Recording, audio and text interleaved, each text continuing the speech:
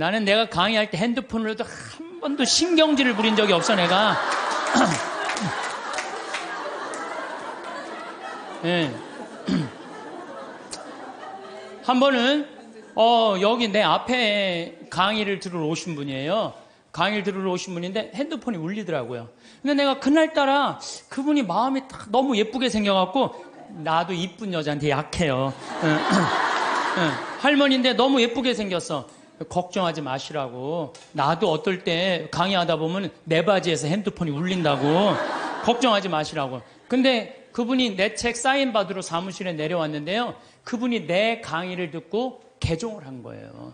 예비자 교리를 나가는 거예요. 근데 내가 그 자리에서 혼을 냈으면은 대전에서부터 오셨다는데 얼마나 상처를 입었겠어요. 사람이요, 말 한마디에요, 사람을 살리기도 하고 죽이기도 하는 거예요. 근데 그날따라 왠지 위로를 하고 싶더라고. 걱정하지 말라고. 나는 내 강의 때 핸드폰을 한 번도 신경질 안 부려요.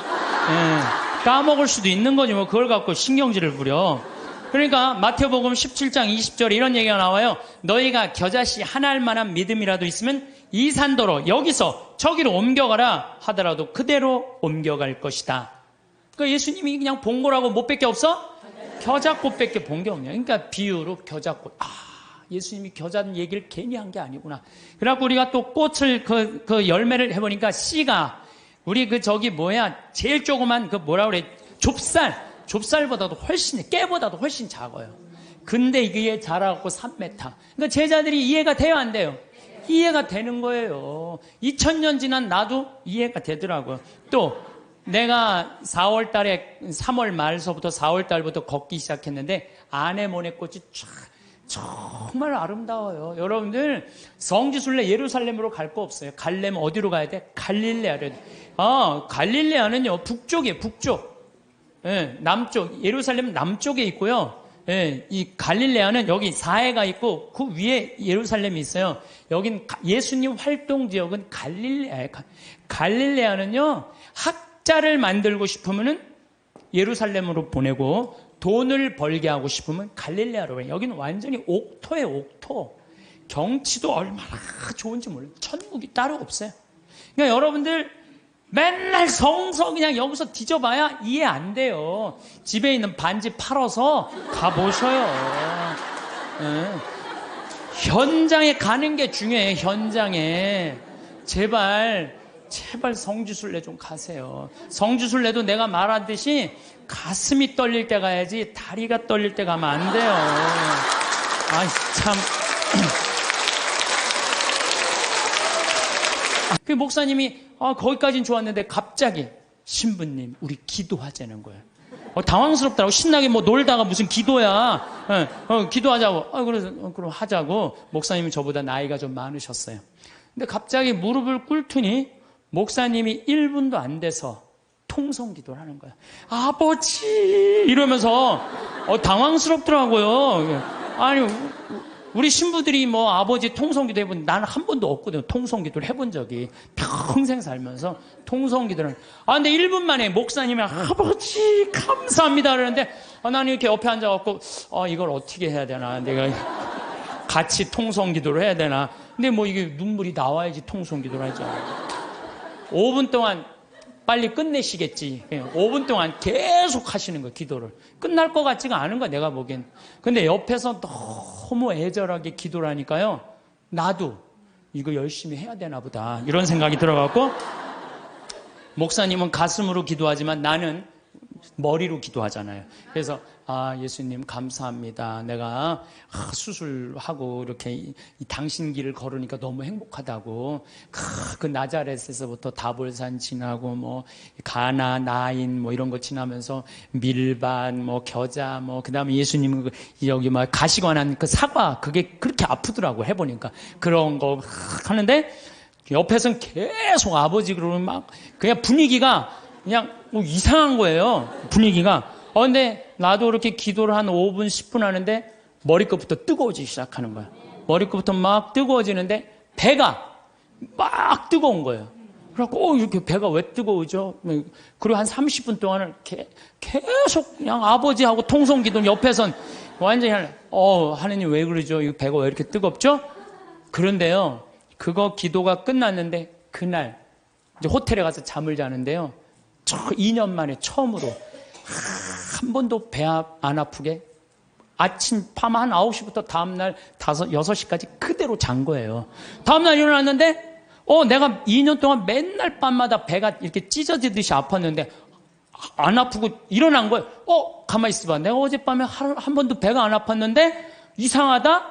그날 이후부터 오늘 딱 거의 1년이 지났는데 한 번도 배가 안 아픈 거예요. 여러분들, 아니 이게 너무 신기한 거예요. 왜 신기하냐면은 그날 막 배가 막 뜨거운 게 느껴졌거든. 막 내 CD 듣고 막 온몸이 뜨거워진다 그래. 발가락에 감각 걸린 우리 음악 선생님처럼 그날 막 온몸이 뜨거웠더니 배가 막 뜨거운 거야. 그날부터 하나도 안 아픈 거예요. 그러니까 내가 1년 동안 강의를 250번을 해. 매일 3시간 이렇게 3시간, 4시간씩 강의해도 돌아다니는 거예요. 그래서 저는요, 그날 목사님 옆에 너무 붙어서 기도한 게 내가 효과를 본 것 같아요. 하느님이 쐈는데, 목사님한테 쐈는데 이게 내가 너무 붙어 있어갖고 잘못 맞아갖고 나한테 온 거야, 나한테.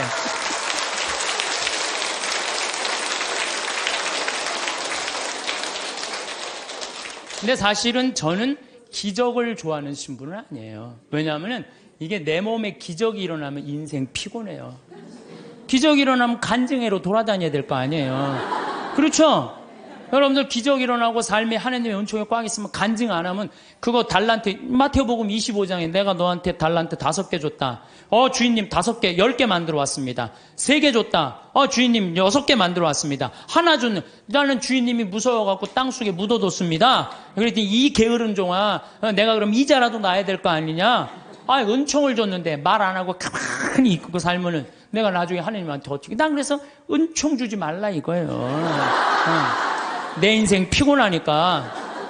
제가 파티마 성모님 그 성지에 가서도, 파티마가 아니라 누르드 가서도 내가 이렇게 침수하잖아요. 내가 성모님한테 기도했어요. 제발 내 몸에 기적 일으키지 말라고.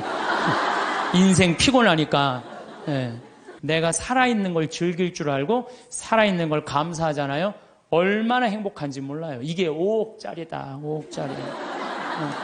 5억짜리다 이런 생각을 하면은요, 내가 지금 건강한 거요, 여기 지금 걸어서 버스 타고 오신 분들 너무 감사해요. 나는 지난주에 그 부촌에서 온 몸이 안 좋은 그 남자애 참 잘생겼어요. 그런데 어머니 아버지도 너무너무 참 열심하고, 아버지가 공무원이셨는데 은퇴를 미리 신청을 했대요. 아이들이 둘이 더 건강이 안 좋으니까 내가 이 아이들이 더 중요하다고. 내가 이렇게 보면서 그 아이한테 그랬어. 야, 넌 어쩜 이렇게 얼굴이 부처님 반쪽같이 잘생겼냐? 그랬더니 그 친구가 자기 고개도 못 가누는 가누는 아이가 이런 말을 하더라고. 신부님, 내가 얼굴은 좀 된다고. 여러분들, 휠체어를 타고 아버지가 고개를 못 가눠갖고 뒤에다 목을 대주고 있는데 그 상태에서도 농담을 하고, 내 강론을 들으면서 엄마 아빠한테 맨날 가르친대요. 신부님이 그렇게 하면 안 된다고 그러지 않았느냐. 그러면서 그 기쁨이 있는 아이를 보면서 제가, 우리 직원들이요, 너무너무 감동받았다는 거예요. 근데 건강한 우리가 매일 짜증 부리고 신경질 부리고 까먹고 하느님 은총 이렇게 주시는 저 빈님이 오시는 것도 올 때마다 감사합니다. 280억 내려주셔서 감사합니다. 이렇게 감사하고 사는 사람은, 그런 사람들이 바로 신앙으로 사는 분들인 거죠. 제가 갈릴리아에 가보니까 예수님은, 여러분들 우리가 오해하고 있는 게 있어요. 어떤 오해를 하냐면 예수님은 활동 무대가 예루살렘이 아니에요. 예루살렘은요, 3년 동안 내가 성소에서 날짜를 계산해 보니까 3년 동안 최대로 많이 있어봤자 20일을 예루살렘에 있지 않았어요. 예수님은 3년 내내 거의 어디 있었느냐면은 갈릴레아에 있었어요. 우리가 성서에서 들은 거의 모든 내용들은 대부분이 어디서 활동하신 거냐면 갈릴레아에서 활동하신 거예요. 그래서 나자렛에서 이제 우리 손철구 목사님이라고 목사님 한 분하고 저하고 이스라엘 투어 미니스트리라고 관광청에서 초청을 한 거예요. 예수님이 가신 60km를 복원을 해놨으니 한번 걸어봐라. 이제 그리고 이제 평화방송하고 이 기독교 방송하고 저하고 우리 목사님하고 이제 갔죠. 갔는데 그 나자렛에서 시험산이라고 추락산 한 380m 정도 되는 데인데 정말로 밑에 바위가 있어요. 예수님 거기서 떨어졌으면요 그날로 끝난 거예요. 시작하자마자. 근데 그 시험산 그 바위산에 올라가 보니까요 이스라엘 평야 들어봤죠? 이스라엘 평야라는 얘기. 그 이스라엘 평야가 쫙 펼쳐져 있는데 끝에 무슨 산이 있느냐면 깔멜산이 있어. 깔멜산. 깔멜산도 많이 들어봤죠? 깔멜회 굉장히 많잖아요. 그 깔멜산이 엘리야가 바알신 그 숭배하는 아세라 목상 쳐 부신대요. 부시고 난 다음에 아방한테 언제 비가 오느냐? 3년 동안 빈님이 오시지 않았고 언제 오느냐? 좀만 기다려 보십시오. 종한테 가봐라. 저기 지중해 올라오느냐? 가봐라. 올라오느냐? 그래갖고 7번째 가니까 손바닥 많은 게 올라옵니다. 그러니까 아방한테 뭐라 그래? 병걸 타고 빨리 가라 그러잖아요. 그 이스라엘 평야가 그 시험산에 가보면 쫙 펼쳐져 있어요. 그러니까 예수님이 이렇게 자란 동네 나자렛은요 성서의 내용이 다 펼쳐져 있는데 앞에는 나인이란 동네. 나인이란 동네 뭐예요? 과부의 아들 살리는. 그냥 과부의 아들이 죽어가니까 예수님은 그 동네 사람이니까 불쌍해갖고 살려주고. 그러니까 거기 나자렛에 가보니까요 성서가 꾸며낸 얘기가 아니고 그냥 현장에서 그냥 들리는 거야. 나하고 우리 손철구 목사님이 완전 제자가 된 기분이야. 제자가 된 기분. 그래갖고 그냥 예수님이 이제 쫙 펼쳐서 가자. 이제 나도 이제 제자들처럼 예수님 따라간 거죠. 갈릴레아 호수까지. 그런데 가다가 보니까 60km 내내 무슨 꽃만 있느냐면은 우리 여러분들 유채꽃 알죠? 유채꽃 같은 노란 겨장꽃이 65km 내내 길에 못밖에 없어. 겨자꽃밖에 없는 거야. 겨자. 근데 예수님이 본 꽃이라고는 겨자꽃밖에 본 게 없어요. 그러니까 제자들한테 비유로 할 얘기는 못밖에 없어. 겨자 얘기밖에 할 게 없네요. 겨자. 그러니까 성서에 뭐라 그래? 겨자 씨는 어떤 씨앗보다도 작지만 자라면 어떤 풀보다도 커져서 나무가 되고 하늘의 새들이 와서 제가 재보니까 3m가 넘어요. 그 유채꽃 같은 게 쫙 새들이 그냥 나하고 목사님하고 들어가 봐갖고 정말로 뭔가 깃드냐 그랬더니 새들이 와갖고 하고요. 성서가요 그냥 전한 얘기가 아니에요. 현장에 있는 그 얘기를 그대로 한 거예요. 그랬더니 뭐라 그래요? 아니 여러분들 우리가요 성서 예수님 하느님 나라는요 멀리 있는 게 아니야. 내 현장에 있어. 현장에. 근데 백날 돈 아까워서 거기 예루살렘 갈 거 없어. 갈릴레아만 가면 된다니까. 갈릴레아. 내가 내년 2월 달에 갈릴레아 또 가요. 은혜가 너무 많아요. 왜? 예수님의 그 말씀 밀 얘기도 마찬가지야. 루카복음 6장에 보면 제자들이 안식일에 밀 이삭을 뜯어 먹어야 돼. 손으로 이렇게 비벼 먹었다 그러잖아요. 그래서 나도 밀밭에 들어가고 비벼서 먹어봤어요. 정말로 싱그럽고 맛있더라고요. 그러니까 이래서 제자들이 밀 뜯어 먹다가 혼났구나. 이 이방인들한테. 그 다음에 씨 뿌리는 사람 비유 루카복음 8장 11절 길밥, 돌밭, 가시덤불 가보니까 거기 화산 폭발지대가 있더라고요. 그러니까 거기에 보니까 화산 폭발이 있으니까 길밭도 있고 화산재들도 모아갖고 이렇게 길로 이렇게 해놓은 거 있잖아요. 우리 제주도에 가면 돌담길 그거 해놓은 똑같이 해놨어요. 돌담길. 그러니까 예수님이 이렇게 보다니까 이 밀도 길밭에 뿌려지는 거, 돌밭에 뿌려지는 거, 좋은 밭에 뿌려지는 거. 그러니까 예수님이 이렇게 길을 가면서 그 자리에서 다 가르친 거예요. 그 있는 장소를 그대로 보고. 완전히 내가 제자들, 나는 주님과 나는 함께 걸어가며 지나간 이를 속삭입니다. 손을 맞잡고 친구들을 따라 친구가 되어 걸어갑니다. 손을 맞잡고 산과 들을 따라 친구가 되어 걸어갑니다. 이게 아주 성서에 나오는 성가랑 그대로 주님 손을 맞잡고 산과 들을 걸어가는 거야. 참 좋더라고요. 정말로. 그런데 더 기가 막힌 건 예수님은 넓은 길로 안 다니셨어요. 왜 넓은 길로 안 다니면 넓은 길은 로마 사람들이 깔아놓은 거야. 로마가 예수님 탄생 57년에 유대를 정복해요. 예수님 탄생하기 57년 전에 이미 로마 사람들이 유대를 정복해갖고 넓은 길을 깔아놓은 거야. 그러니까 유대인들은 로마 길로 안 다녔어. 다니면 세금을 내야 되고. 예수님은 산골짜기 길만, 좁은 길로만 다녔어요. 그래서 예수님이 넓은 길 알레르기가 있어. 넓은 길 알레르기. 그래서 성서에 보면은요, 그런 얘기도 나와. 마태복음 7장 13절, 14절. 너희는 좁은 문으로 들어가라. 멸망으로 이끄는 문은 넓고 길도 널찍하여 그리로 들어가는 자들이 많다. 생명으로 이끄는 문은 얼마나 좁고 그 길은 또 얼마나 비좁은지, 그리고 찾아드는 이들이 적다. 제자들이랑 산골짜기 길 가면서 제자들한테 한 얘기예요. 좁은 길로 다녀라. 이 길이 바로 구원의 길이다. 그 다음에 또 다볼산에 가보니까요, 정말로 예수님이 다볼산 어떻게 거룩한 변모한 데 아니에요? 그런데 다볼산은요, 나잘에서도 보이고 나인에서도 보이고 30km 떨어진 갈릴레아에서도 보여. 다 보여. 그래서 이름이 다볼산이야. 어쩌면 이름도 그렇게 잘 졌는지 몰라. 아니 2000년 전에 어떻게 이름을 다볼산으로 줬어? 다볼산이 588m예요. 그런데 제가 말하는 300m, 500m는 갈릴레아는 거의 평지예요. 이스라엘 평야의 산만 속 솟고 이렇게 돼 있어요. 다볼산만 딱 뻘쭘하게 서 있더라고요. 맨 꼭대기에 가고 예수님이 거룩한 변모하니까 다 보이는 데가 갖고 거룩한 변모. 그러니까 예수님이 다볼산에서 이렇게 변하셨구나. 참 좋더라고요. 그래갖고 이제 60km를 계속 걷는데, 문제는 내가 그래도 위암 수술한 사람이잖아요. 하루에 10km씩 걷는데 자는데 배가 너무 아픈 거예요. 자는데 계속. 그래서 새벽 4시까지 잠을 못 자는 거예요. 다음날 또 일어나고 또 걷고. 근데 뭐 배 아픈 게 중요한 게 아니야. 걷는데 그냥 너무 좋은 거예요. 목사님이 또 너무 순수하세요. 개신교 제자, 천주교 제자 둘이서 손잡고 가는데 말이 얼마나 잘 통하는지 몰라. 원래 서로 말 안 통하잖아요. 근데 너무 잘 통하는 거예요, 목사님하고. 그런데 이제 어느 정도 도착을 했는데 나자렛이 아래쪽에 있어요. 이렇게 걸어 올라가는 거예요, 북쪽으로. 근데 거의 다 갈릴레아 호수가 막 보이더라고요. 근데 거기에 막달레나라는 지방에를 도착한 거예요.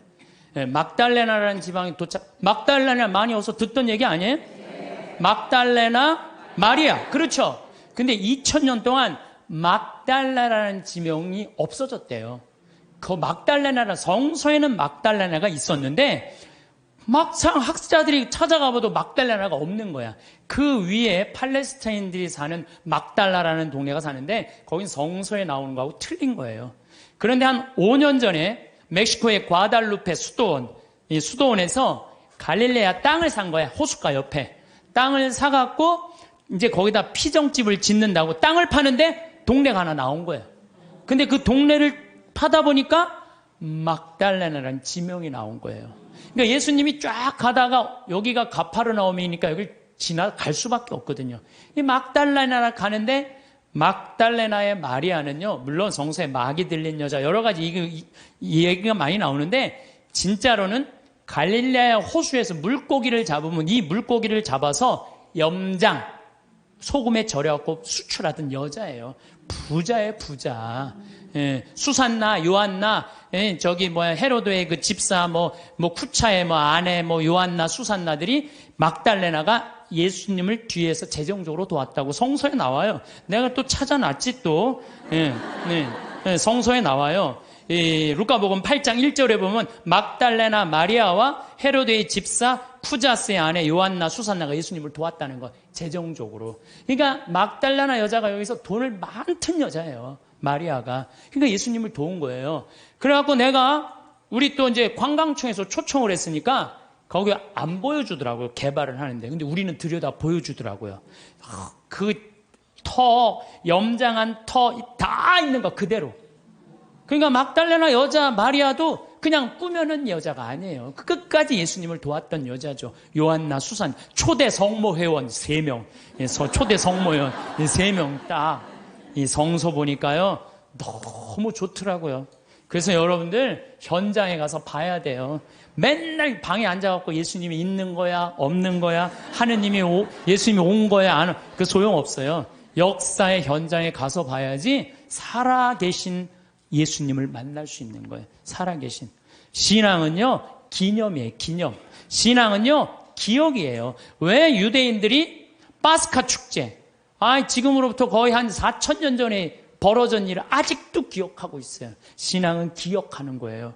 기념하는 거예요. 까먹지 않을 때 하느님의 은총을 계속 되새길 때 우리가 2000년 전 예수님이 최후의 만찬 때 한 성체성사 왜 아직도 기억하고 기념할까요? 예수님의 그 현존을 잊어먹지 않기 위해서 매 미사 때마다 재현하는 거예요. 있었다 이게 오늘도 일어나고 있는 일이다. 그게 바로 신앙이에요. 그래서 신앙은요 계속 기억하고 감사하고 찬양하고 기념하는 게 신앙이에요. 그래서 저는 이렇게 1년 이렇게 이제 수술한 지 3년이 지났어요. 약간 덤핑 증후군이라는 건 있어요. 그 구운 고기 먹으면은요 약간 설사도 있고 좀 그래요. 근데 그거 구운 고기만 안 먹고 삶은 고기만 먹으면은 아주 편안해요. 정말로 얼마나 감사한지 몰라요.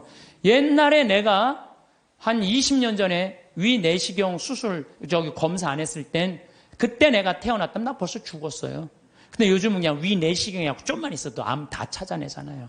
그래서 옛날에는 벌써 죽었는데 의술이 발달하니까 안 죽는 거예요. 더욱이 이렇게 은총을 받아서 이렇게 건강하게 회복을 하니까 내가 어떻게 살아야 돼? 감사하면서 사는 거예요. 그래서 사는 게 저는 너무 즐거워요. 저는 여러분들 아까 식사하시고 여기 나가서 이렇게 보시면은 앞에 강 멋있어요, 안 멋있어요? 구름 어때요? 기가 막히죠? 내가 하는 말이 그래요. 내 정원이다. 내 정원에는 물이 항상 이렇게 물이 흘러도 그냥 물이 흘러 강물이 흘러잖아요. 정원. 그 앞에 정원은 산이 구름. 이게 생명을 즐길 줄 알면요 인생이 너무너무 즐거워요. 어쨌든 정화상성인은 상제상서라는 게 뭐라냐면 재상에게 올린다. 제발 우리 천주교 신자 박해하지 말아라. 그러고 쓴거래요 감옥에서. 그러니까 이렇게 우주 만물이 다 만들어 놓은 이가 있는데 그 만들어 놓은 이 세간살이를 쓸면서 우리가 하느님을 찬양하는데 왜 우리를 죽이냐 이거예요. 여러분들 집안에 부모 세간살이 있으면서 효도하는 거 당연한 거 아니냐? 당연하다. 이 세상 살면서 하느님한테 이게 우리 부로 무분무부라고 그러잖아요. 임금도 없고 아버지도 없고. 우리 천주교 부로 옛날 그랬어요. 임금도 섬기지 않고 아버지 제사도 안 지낸다고 그래서 무분무부라고 그랬어요. 근데 뭐가 무분무부냐? 하느님 아버지 찬양하는 게. 그래서 성인은 이런 글을 써요. 오간에서 지쳐서 죽는다는 거. 하느님 믿는다는 이유로. 지금 우리 성인들은 오간에서 지쳐서 죽었어요. 여러분들 최경환 프란치스코 성인 알죠? 수리산에. 근데 그 최양업 신부 아버지. 최양업 신부 아버님 최경환 프란치스코 성인이야. 엄마가 이성래 마리아예요. 이성래 마리아인데 이 이성래 마리아가 남편하고 같이 감옥에 가요. 근데 이 집이 최양업 토마 신부님이 제일 장남이야. 근데 밑으로 아들이 5이 있었어. 15, 12, 9, 6, 3살짜리. 근데 감옥에 형이 신학교 갔다니까 애들은 옛날에 감옥에 가둘 수가 없었어요. 근데 다 감옥에 넣어버린 거예요. 그래 애들은 감옥에 안 가니까 감옥에 가도 먹을 거라도 주먹밥이라도 주는데 애들 건 안 나오는 거예요. 그러니까 엄마가 자기 걸 나눠서 5을 먹이니 젖이 나와요. 3살짜리가 감옥에서 죽어요. 그러니까 오간에서 지쳐 죽는 거예요. 오간에서 지쳐 죽는 거예요. 그러니까 이 이성래 마리아가 실신을 해요. 막내가 죽으니까. 그걸 가만히 보니까 내 자식도 다 죽이게 생긴 거야. 그래서 배교를 해요. 아들이 신학생인데도 배교를 나 하느님 안 믿는다고. 그래갖고 내 자식을 데리고 나와요. 데리고 나오는데 미치겠는 거야. 남편은 순교를 했지. 아들은 신학교 신부님 된다고 마커로 유학을 갔지. 자기가 배교를 한 게 너무 괴로운 거야. 그래갖고 애들이 구걸하러 나간 사이에 다시 감옥에 가요. 나 하느님 다시 믿는다고. 그러니까 이 내 자식이 3살짜리는 죽고 이제 6살서부터 동냥을 하면서 동냥을 해갖고 엄마 먹을 걸 갖다 주는 거예요.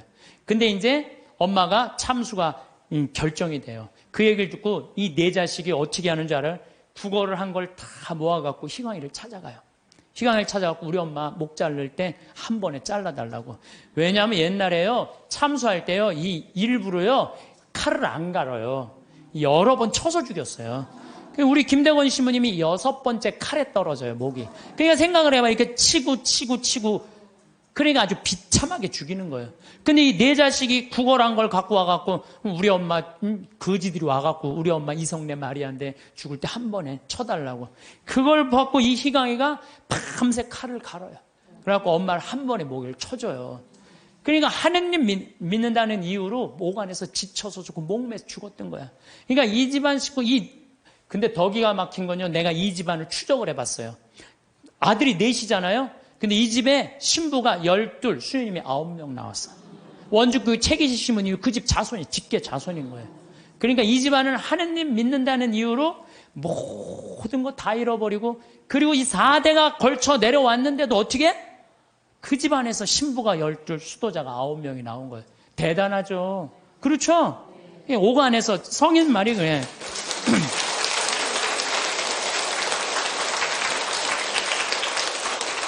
오간에서는 지쳐서 죽고 문 밖에서는 목을 베는 죽임이 끊이지 않고 피눈물이 도랑을 이루었다는 거야. 우리 순교 성인들은요, 하느님 취미로 안 믿었어요. 하느님 어떻게 믿었어? 목숨을 걸고 하느님 어떻게 꽉 잡고 살았어요. 하느님. 요즘 우리 현대인들처럼 그냥 설렁설렁 나가고 싶으면 나가고 안 나가고 싶으면 안 나가고 이렇게 믿지 않았다는 거예요. 그러니까 성인이 이런 얘기를 해요. 통곡하는 소리 하늘까지 부풀어 올라 아비는 자식을, 형은 아우를 부르미 막다른 대로 쫓긴 사람이 몸돌이킬 데가 없습니다. 이게 무슨 얘기냐면 정화상 성인도 마찬가지야. 아버지 정약종 아우스틴 1801년에 순교하세요. 아버지가 초대 명도회 회장, 지금 명동 성당의 교우들 회장이었어요. 근데 정철상 가롤로 아들 1801년에 아버지하고 아들하고 같이 죽어요. 그러니까 여기서 무슨 얘기 나와? 아비는 자식을 부른다 이거. 내 아버지 아들 부르고 죽었다 이거예요. 형은 아우 정철상 가롤 동생이 정화상 성인자 동생 죽었다는 거예요. 더욱이 유소사 체칠리아 정정의 엘리사벳, 그러니까 정화상 성인은 5이 다 죽은 거야. 아버지 정약종, 정철상 가롤로, 유소사 체칠리아, 정정의 엘리사벳, 정화상 바오로스 5 다 죽은 거예요. 하느님 믿는다는 이유 하나로. 그런데 유소사 체칠리아는요 230대를 맞아요. 매를. 곤장을 여러분들 맞는다는 게 뭔지 알아요? 곤장? 이 최하원이라고 영화 감독이 있어요. 1982년에 순교전 찍은 영화 감독이 있는데 이분이 한 얘기예요. 그때 엑스트라 하루 일당이 5,000원이었대요. 근데 도대체 곤장을 맞으면 얼마나 고통스러운지 하루에 2만 원을 걸고 엑스트라 중에 지원자를 찾았대요. 하루 종일 나오면은 5,000원인데 한 대 맞으면 2만 원인데 한 4대만 맞으면 한 달 뭐 일주일 거 되잖아요. 그러니까 한 사람이 내가 맞겠다고 나섰대요. 그래갖고 물을 뿌리고 그 똑같은 곤장 이거를 한 대를 딱 때리니까 이만큼 살이 부풀러 오르더래요. 2대를 때리니까 피가 터지더래요. 2대 이상을 못 때렸대요. 이런 곤장을 72살 먹은 유소사 체칠리아가 230대를 맞은 거예요. 그러니까 옛날에 메뚜기에 맞아 죽는다는 얘기 있죠? 그러니까 죽은 거예요. 그 구데기가 끓고. 이 구데기 끓는 건 김대건 신부님 많이 맞아갖고 구데기 끓는다고 그러잖아요. 8월 달에 잡혀갖고 9월 달에 순교했으니까 그 더운에 두들기면 구데기. 썩는 거죠. 저 정정의 엘리사벳 320대를 맞고 아버지하고 똑같이 서서문에서 목 잘려 죽어요. 그러니까 우리 순교 성인들은 하느님 믿는다는 이유로 다 죽은 거예요. 예. 근데 우리는 어때요? 우리는 그냥 하느님 취미로 믿는 그런 경향이 너무 많아요. 하느님 정말로 제대로 믿으려면요, 비가 오나 눈이 오나 바람이 부나 더우나 추우나, 내가 휴가를 갔어도 정말 하느님 열심히 믿는 사람 어떻게 해? 휴가 간 지역에 시골 성당이 제일 먼저 찾아오고 주일 미사 몇 시인지 알아보고, 놀다가도 자 우리 미사 참여하자. 그럼 미사 참여하고 노는 사람들, 그런 사람들이 어떻게 하느님 꽉 붙잡고 사는 사람들이에요. 그러니까 이 존 포웰이라는 신학자는 이런 말을 해요. 현대인들은 하느님을 골치 아플 때 먹는 아스피린 정도로 생각해요. 골치 아플 때. 언제 골치 아파? 대학 입시 때. 골치 아파요. 우리의 임용고시 볼 때. 남편 승진 시험 볼 때. 이렇게. 그러니까 성지 신부들 내가 얘기 들어보면요, 우리나라 성지들이요 수학 능력 평가 먹고 산대요. 그때만 되면 미사예물이 그렇게 들어온대요. 성지순례도 그렇게 많이 온대요. 근데 그거 끝나면 딱 끊어진대. 그러니까 하느님을 골치 아플 때 먹는 아스피린 정도로 생각하는 거야. 그러니까 여러분들 그러시면 안 돼요. 비가 오나 눈이 오나 변함없이 하느님 믿는 거죠. 저는 이슬람 사람들 신앙생활에 대해서 깜짝 놀랄 때가 참 많아요. 물론 테러 저지르고 전 세계에 화근이 돼요, 이슬람 사람들이. 근데요, 이슬람 사람들은 라마단 기간이 되면은요, 우리 천주교 사순식하고 똑같아. 해가 떠 있는 동안 물도 입에 안 돼요. 내가 터키 그 성지순례 갔을 때 버스 기사가 이슬람 사람이었어요. 이 사람은요, 해 떠 있는 동안 입에도 안 돼. 계속 그저 코란 읽더라고. 코란 계속 뭐 마시라고 안 먹는데 자기는 모슬렘이라고. 그리고 이슬람 사람 메카를 향해서 하루에 4번 언제나 매일 아무데나 돗자리 펴놓고 절해요. 그러니까 우리 천주교는 그냥 신앙생활 진짜 거저하는 거 거저. 제가 어떤 신부님한테 들은 얘기인데 나이가 꽤 드신 신부님이에요. 내가 호주 갔을 때 옛날에는 아침 기도 저녁 기도 굉장히 길었대요. 조가 만과 찰만자 써갖고 만과 아침 조가 만과. 그런데 이 신부님이 조가가 학교가 20km 떨어져갖고 늦게 일어나갖고 아침 기도를 못 바치고 그냥 학교를 가면요, 아버지가 밭에 나갔다 와서 엄마한테 물어본대요. 우리 아들 조가 바쳤느냐고. 아, 이놈이 늦게 일어나고 그냥 갔다고. 그러면 아버지가 쫓아온대요. 아들 이름 부르면서. 아들아 기선아 기다려라. 그러고 아들을 붙잡는데 너 조가 바쳤느냐고. 안 바쳤다면 바치라고. 그 자리에 서서 그 조가를 다 바치고 갔대요. 근데 옛날에 조가가 여러분들 어떻게 했는지 알아? 성호경, 오벨에 5번 십자가에 절하고, 천주경, 성모경, 사도신경, 사제경, 관유하심을 구하는 경, 대회제경, 알지도 못해 무슨 거 기도인지, 도우심을 구하는 경, 사하심을 구하는 경, 호수천신송, 성계와 증인을 위하여 외우는 경. 내가 강의할 때 웬만하면 다 외워서 해요. 이건 아무리 외우려고 해도 안 외워지더라고. 참. 그 다음에 야수 성명도움. 옛날엔 예수님을 야수라고 해서 야수. 예수 성심 호칭기도. 성모를 찬송하는 경. 천주 10개. 성교 사규. 봉헌경. 이게 아침기도였대. 요즘은 주기도 봉기도 아침기도잖아요. 이것도 우리는 안 하잖아요. 근데 옛날에 이걸 다 아침에 일어나서 했다는 거예요. 만과 성호경. 성령 강림송. 죄를 알게 하심을 구하는 경. 고제경. 과유하심을 구하는 경, 사하심을 구하는 경, 소외제경, 호수천신송, 성모 덕서 도서 소도문, 형제 친척 친구 은인을 위하여 외우는 경, 죽은 모든 이를 위하여 외우는 경, 삼덕송, 오사례 5가지 감사송, 천주께서 기르시고 돌보시는 은혜, 강생 구속의 은혜, 죄를 사해 주시는 은총의 은혜, 성교회로 인도하시고 천국으로 이끄시는 은혜. 이걸 외우고 잤다는 거예요. 옛날에 조가망과. 요즘은 신앙생활 해는 건지 아닌 건지 모를 때 너무 많죠? 그리고 이 집은요, 형제가 7형제였는데 묵주가 9개가 내려오지 않으면요, 잠을 안 재웠대요. 묵주기도 5단을 바치고 잤다는 거예요. 참. 근데 내가 이걸 어디 가서 강의를 하니까요, 안양 중앙성당에 가서 강의를 하니까, 한 50분 된 정말 아주 참하고 예쁜 자매가 와서 신부님 그 오빠가 우리 오빠예요. 그러더라고요. 근데 그 자매 하는 말이 자기 자모회장을 한대요. 그 집 신부가 2, 수녀님 1 나왔다는 거예요. 그 나머지 형제들도 다 성당에서 봉사를 한다는 거예요. 하느님 일을 하는 집은요, 달라요. 그리고 축복을요, 30배, 60배, 100배의 축복을 받아요. 하느님 일하는 집은. 하느님을 까먹고 사는 집들 있죠? 나중에 반드시 감옥에 가요. 봐요. 요즘 감옥에 가는 사람들 봐요. 아무리 잘 나가도요, 하느님 까먹고 그냥 자기만 하는 사람 반드시 가는 건 아니지만은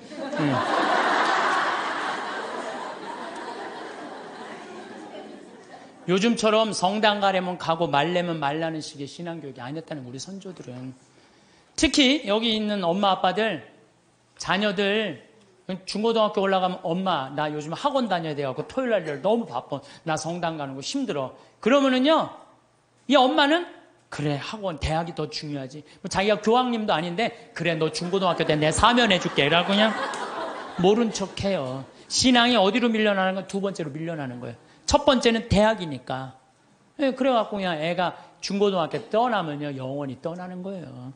하느님 이제 모르고 그냥 사는 거예요. 그 다음에 아무리 성당 나오라고 해도요 성당 안 나와요. 그래서 우리 성조들의 하루 일과를 하면요, 아침에 잠을 깨면서 즉시 성호를 그면서 예수 마리아 요셉 그런대요. 눈 뜨면 뭐라 예수 마리아 요셉 그래. 눈 뜨면 예수 마리아 요셉. 나도 신학교 때 아침 기상종을 쳤어. 내 목소리가 크니까 기상종을 치면서 내가 베네디카무스 도미노, 이게 뭐냐면 주님을 찬미합시다라는 거. 아침에 그 기숙사 전체 강당에 내 소리가 다 울려요. 목소리 워낙 크니까. 그러면 이제 신학생들은 누워서 그 소리가 들리면은 침대에서 데오그라시아 하나님께 감사합시다. 그리고 하루를 시작했다는 거예요. 그리고 우리 성도들은 예수, 마리아, 요셉 이렇게 하면서 기도가 제 마음을 주님께 드리며 구하오니 주님은 오늘 제 마음을 받아 온전히 오늘 내 마음을 받아 하루를 온전히 받아 누려 쓰시라는 거예요. 모든 세상 만물이 제 마음을 어지럽히기를 허락지 마소서. 눈 뜨자마자 하느님 생각하면서 예수, 마리아, 요셉 그러면서 그리고 일어나면서 십자가에 5번 절했다는 거예요. 옛날에 부모님한테 일어나자마자 아침 문안 인사드리듯이 십자가에 5번 절했다는 거죠. 옷을 입으면서도 하느님 예전에 저를 벗기소서. 그리고 저를 새 사람으로 입히소서. 곧 저에게 예수님의 거룩한 마음을 입히소서. 옷을 입으면서도 뭐 해달라는 거야? 예수님으로 입혀달라는 거. 옷을 입으면서도. 더욱이 세수하면서 더 기가 막혀. 하느님 저는 제 육신을 씻으니 청컨대 주님은 제 영혼을 씻으시고 제 마음을 깨끗하게 하시고 제 영혼에 더러운 것을 없이 하시고 씻으면서도 나는 육신을 씻으니 하느님은 뭘 씻어달라는 거야? 내 영혼을 씻어달라. 나는요 사실 이렇게 목욕을 좋아해요. 우리 암 환자들은 뜨거운 게 좋대요. 42도가 넘는 게. 그래서 또 난 또 관절염도 있으니까 목욕 진짜 좋아해요. 네. 난 목욕하면 목욕탕 안에 있는 시간이 많잖아요. 탕 안에 좀 멀쩡하게 있는 게 좀 그렇잖아요. 근데 목욕탕에 있으면서 묵주기도를 항상 해요. 그래서 난 묵주기도를 하면서 참 미안했어요. 빨개 벗고 묵주기도 하는 게 미안했어요. 성모님한테도 미안하고 예수님한테도 미안하고. 근데 내가 이거를 구산성지 신부한테 들으면서요. 아, 우리 성도들은 세수를 하면서도 나는 내 영혼을 씻으니 육신을 씻으니 당신은 영혼을 씻어. 나 그러면서 그때부터 안 미안했어요.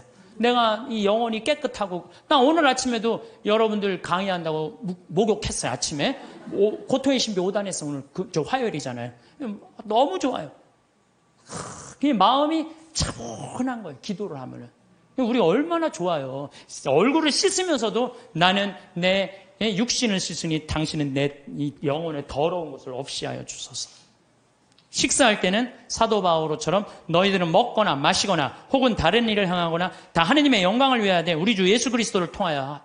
여러분 오늘 곤드레밥 먹으면서 뭐라 그래? 내가 먹거나 마거나 다 누구를 위해서? 하느님의 영광을 위해서. 이야 웬 곤드레 그냥 막 먹고 그냥 아무 생각 없이. 내가 먹는 이 힘도 다 누구를 위해서 쓰는 거? 하느님의 영광을 위해서 쓴다. 하느님의 영광을 위해서. 야, 나는 우리 선조들 이렇게 사는 모습을 보면서 정말 반성 많이 했어요. 그리고 일할 때 제 본분을 다하여 생활하면 저를 위함이 아니라 하느님을 위하며 재물을 탐함이 아니며 교만함을 위함이 아니며 쾌락을 도모함이 아니라 겸손과 공로와 순명함을 위하며 땅에서 갚음을 바라지 않고 하늘에서 갚음을 바라나이다. 일을 하면서도 그 잘 때 제 영혼을 주님 손에 드리나이다. 거룩한 죽음을 맞게 하소서. 성도들은 하루 종일 하느님 속에서 살았다는 거예요. 그래서 내가 신학교 때 우리 신학생들이 모여갖고 한번 얘기해. 야, 우리 하루 성호 몇 번 긋냐? 하루 성호를 몇 번, 57번을 긋더라고. 하루 종일. 일어나서 긋죠? 아침밥 먹을 때 4번 긋죠? 그렇잖아요. 주님, 성부와 성자 성 주님 은혜로 내려주신 우주가 감옥가서 성호 또 긋잖아요. 다 먹고 전능하신 주님을 찬미합시다. 그리고 그냥 세상을 떠난 모든 교우들이 천재자비하시면 평안히 또 그 4번 긋잖아요. 밥 3끼만 먹어도 12번을 긋는 거예요. 12번. 그렇죠? 근데 우리는 어떻게 해요? 먹을 땐 긋는데도 또 먹고 나면 또 안 긋는 사람들 많아요. 네. 먹고 나면 안 긋는 사람들 많아요. 그 다음에 신학교 때 아침 성물 때 긋죠. 주가리안 노래할 때 긋죠. 강복 받을 때 긋죠. 미사할 때 긋죠. 미사할 때 복음할 때 3번 긋잖아. 조그만 거 이렇게 3번. 네, 3번. 끝날 때 이것만 해도 5번, 10번입니다. 수업 시작할 때 긋고 끝날 때 긋고. 신학교는요. 체육 시작할 때도 고요. 운동할 때도 긋고. 간식 먹을 때도 고. 요즘 어떤 신부님은 1,000원 이하는 긋지 말라. 1,000원 이하도 거요. 네, 1,000원 이하도 그세요. 1,000원 이하도 그셔. 그래갖고 정말 나는 우리 지금 500만 천주교 교우들이요. 밥 먹을 때 그리고 지나가면서 불쌍한 사람 볼 때도 없고 만약에 누구 교통사고 나는데 누구 피했으면 아이고 감사합니다 긋고 그리고 여러분들 운전할 때 탈 때 긋고 내릴 때 감사하다고 긋고 이것만 거도요 최소한 30번 이상은 커요. 성어를 많이 금은 글수록요 이거 내가 누구 자식이라는 거야? 하느님의 자식이라는 거예요. 루카복음 12장 8절에 보면 내가 너희에게 말한다. 누구든지 사람들 앞에서 나를 안다고 증언하면 사람의 아들도 하느님의 천사들 앞에서 그를 안다고 증언할 것이다. 근데 여러분들 밥 먹을 때 남들이 보면 성당 안 다니는 친구들이 있으면 성호 걷는 거 좀 창피하잖아요. 그러니까 안 거. 그러면 안다고 증언하는 거 아니잖아요. 그럼 예수님도 하느님 천사 앞에서 안다고 증언할 것 같아요? 안 할 것 같아요? 증언 안 해. 그세요, 자신 있게. 한 번 긋고 두 번 그으면요 점점 자신 있어져요. 그세요. 미안할 거 하나 없어요. 왜? 하느님 꽉 붙잡고 살려면 어떻게? 거야 돼요. 그 긋는 사람이 죽을 때 가슴에 뭐가 있는 사람들이야? 여건 있는 사람들이야. 그런 사람들 죽을 때 어떻게 주소가 씩 웃으면서 죽을 수 있는 거예요. 근데 그냥 밥 먹을 때 미안하다고 안 긋고, 다른 친구들한테 창피하다고 안 긋고, 성당도 나가고, 나갈 날 안 나가고, 이런 사람 죽을 때 불안해요. 초조하게 죽는단 말이에요. 하나님 꽉 붙잡고 사시면서, 정말 여건에, 가슴 안에 있는 여건 찢지 마세요. 찢지 마시고, 꼭 간직하다가, 여러분들 언제 어느 순간에 돌아가셔도, 난 이제 어디 간다? 하나님 아버지 집에 간다. 그런 분들은 절대 죽음이 우리를 불안하게 안 한다는 거예요. 신부님, 이렇게 신앙 강요하다가는요, 우리 집 자식들 다 가출합니다. 다 가출합니다. 요즘 시대가 어느 시대인데 그렇게 물론 우리가 신앙교육을 잘못하는 게 있어요. 유대인들은요, 삶과 신앙을 분리하지 않습니다. 제가 작년에 이스라엘 갔다 왔을 때 이스라엘에서 초청을 했으니까 보통 성지순례 갈 때는 성지순례 온 사람들끼리만 묶어갖고 호텔로 가잖아요. 근데 이번에는 전부 유대인들 머무르는 호텔을 다 갔어요. 유대인들 머무르는 호텔도 또 완전히 오리지널 종교인들이 모이는 데가 있어요. 그래서 내가 하루는 내려가서 밥을 먹으려는데 잘못 찾아갖고 걔네들 간 데로 간 거예요. 분위기가 이상하더라. 다 머리에 이상한 거 쓰고 다른 데 앉아 있었어요. 그런데요, 제가 놀라운 장면을 봤어요. 아버지, 엄마, 아들, 딸들이 있는데 아들이 중학교 2학년쯤 돼보는 아이야. 머리에 키파라고 동그란 모자를 쓰고 모세오경, 토라를 걔네들은 성서를 읽으면서 흔들면서 읽어요. 이러고 계속 밤 나오기 전까지 계속 읽는 거예요. 근데 아버지가 그걸 흐뭇하게 지켜보더라고요. 근데 저쪽에 식탁에 앉은 놈도 이러고 저쪽에 있는 걔네들이요, 누구나 다 안식일날 그날 이렇게 탁 이러고 성서를 읽더라고요. 우리나라에 지금 성당 다니는 애들이 밥 먹기 전에 어디 여행 가서 성서 이렇게 이러고 읽는 애들이 있어요? 한 명도 없어요. 삶과 신앙이 분리되어 있는 거예요. 성당 따로, 세상살이 따로 있는 거예요. 유대인들은 성당과 세상살이를 분리하지 않는 거예요. 우리나라는 이렇게 보면은 엄마는 성당 레지오 열심히 해, 아빠는 사목회 열심히 해, 애는 청년회 열심히 해, 딸은 성가대 열심히 해. 바깥에 나가서는 진짜 열심히 하는데 집에 들어와서는 서로 성당 안 다니는 척해요. 집에 들어와서는 같이 모여갖고 기도하거나 찬양하거나 마지막 기도 안 한다는 얘기예요. 저는 미사 끝날 때 우리 직원들하고 할 때는 나는 미사 끝나고 난 다음에 직원이 네다섯 명이잖아요. 그러면요, 주군을 위한 기도, 형제를 위한 기도, 부모를 위한 기도, 자녀를 위한 기도, 부부를 위한 기도 다 바쳐요. 왜 바치느냐? 바치면요 재밌어요. 그걸 바치면요 신나요. 왜? 이번에는 부부를 위한 기도, 이번엔 부모를 위한 우리 엄마 아버지, 자녀를, 나는 자식은 없지만 우리 조카를 위한 조카 다 하면요, 기도를 우리가요, 묵상 기도도 중요하지만 염경 기도도 중요해요. 염경 기도 참 중요한 거예요. 그래서 묵상 기도, 염경 기도, 관상 기도 다 있는데 기본은 뭐야? 염경 기도예요. 이게 아무것도 아닌 것 같아도 여러분들 신앙을 굉장히 업을 시켜주는 거예요. 성서 읽는 것도 중요하죠. 그러니까 유대인들은요, 노벨상을 179명이 탔어. 179명. 우리나라 딱 한 명 탔는데. 근데 유대인이 머리가 좋을 것 같아요? 유대인이 IQ가요, 전 세계에서 26위예요. 전 세계에서 IQ 제일 좋은 나라는 우리나라예요. IQ 1등은 홍콩, 2등은 우리나라, 3등은 북한이에요. 근데 IQ 유대인은 평균이 95밖에 안 돼. 우리는 106인데. 여러분은 나이가 들어도 몸 관리만 잘하면 건강한 노후를 맞이할 수 있다고 생각하시나요? 60대, 70대까지 해도 그렇게 생각하고 자신의 몸을 돌보지 않았지만 80세가 되면 누구나 이렇게 된다고 합니다. 이제는 운동을 해도 소용없고 몸에 좋다는 약을 챙겨 먹어도 다 부질없다는 걸 깨닫게 됩니다. 60대, 늦어도 70대에라도 이것을 알았다면 다르게 살 수 있었을까요? 우리는 이른바 100세 시대에 살고 있습니다. 물론 100세 시대라고 해서 누구나 100세까지는 살지는 않습니다. 하지만 무병장수를 원하지 않는 사람은 아마 없을 것입니다. 여유로운 행복한 삶이 배제된 채 그저 오래 산다는 것은 연명 이외에 별다른 의미가 없다고 생각되는데요. 여러분은 다음 문항 중 몇 가지나 해당이 되시나요? 건강을 위해 몸에 좋다는 영양제는 한 움큼씩 챙겨 먹는다. 좋아하는 음식이지만 오래 살려는 마음에 먹고 싶은 걸 참는다. 건강을 위해서는 무리가 되더라도 매일 운동한다. 전부 맞는 이야기 아니야? 라고 생각되시나요? 나이가 들수록 건강에 해로운 건 피하고 건강에 좋은 것은 꾸준히 실천하는 게 당연하다는 생각이 드는데요. 하지만 건강을 위해 참았던 일들이 80세가 넘은 사람이라면 자제할 필요도 무리할 필요도 없다고 합니다. 현재 우리나라의 노인 평균 수명은 80세 초반에서 중반을 웃돌고 있는데 문제는 80세가 넘어가면서부터 급격한 변화가 몰려온다는 것입니다. 80세 이후는 70대와는 완전히 다릅니다. 어제까지 가능했던 일이 오늘은 안 되는 상황을 수없이 맞닥뜨립니다. 컨디션 난조를 겪는 일도 잦아집니다. 리모컨을 어디에 뒀는지 기억조차 없는 황당한 상황을 자주 겪기도 하는데요.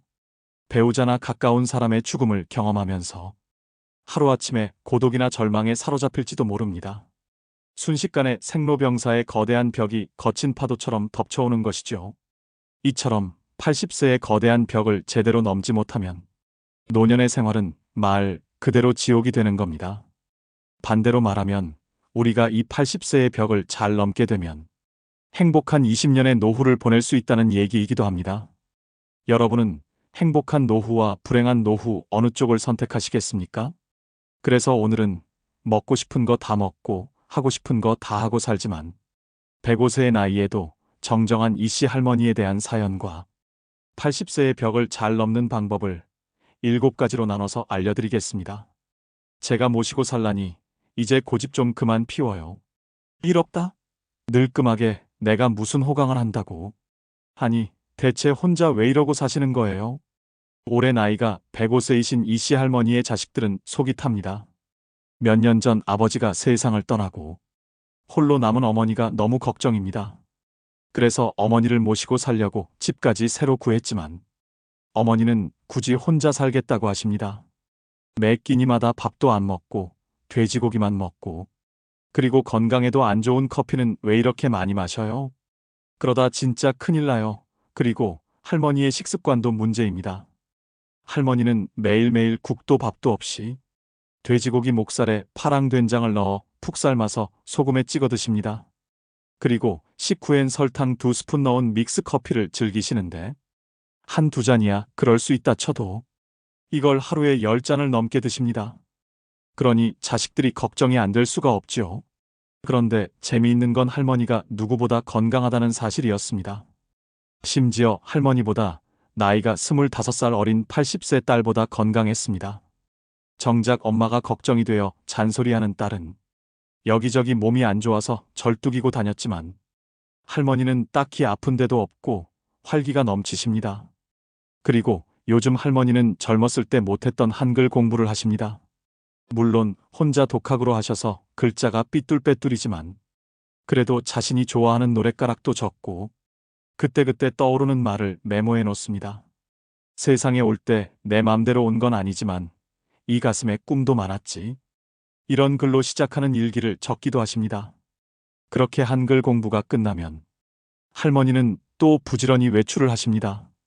근처에 있는 놀이터에서 소시적 잘 탔던 그네도 신나게 타시고 공원에 있는 운동기구도 타십니다.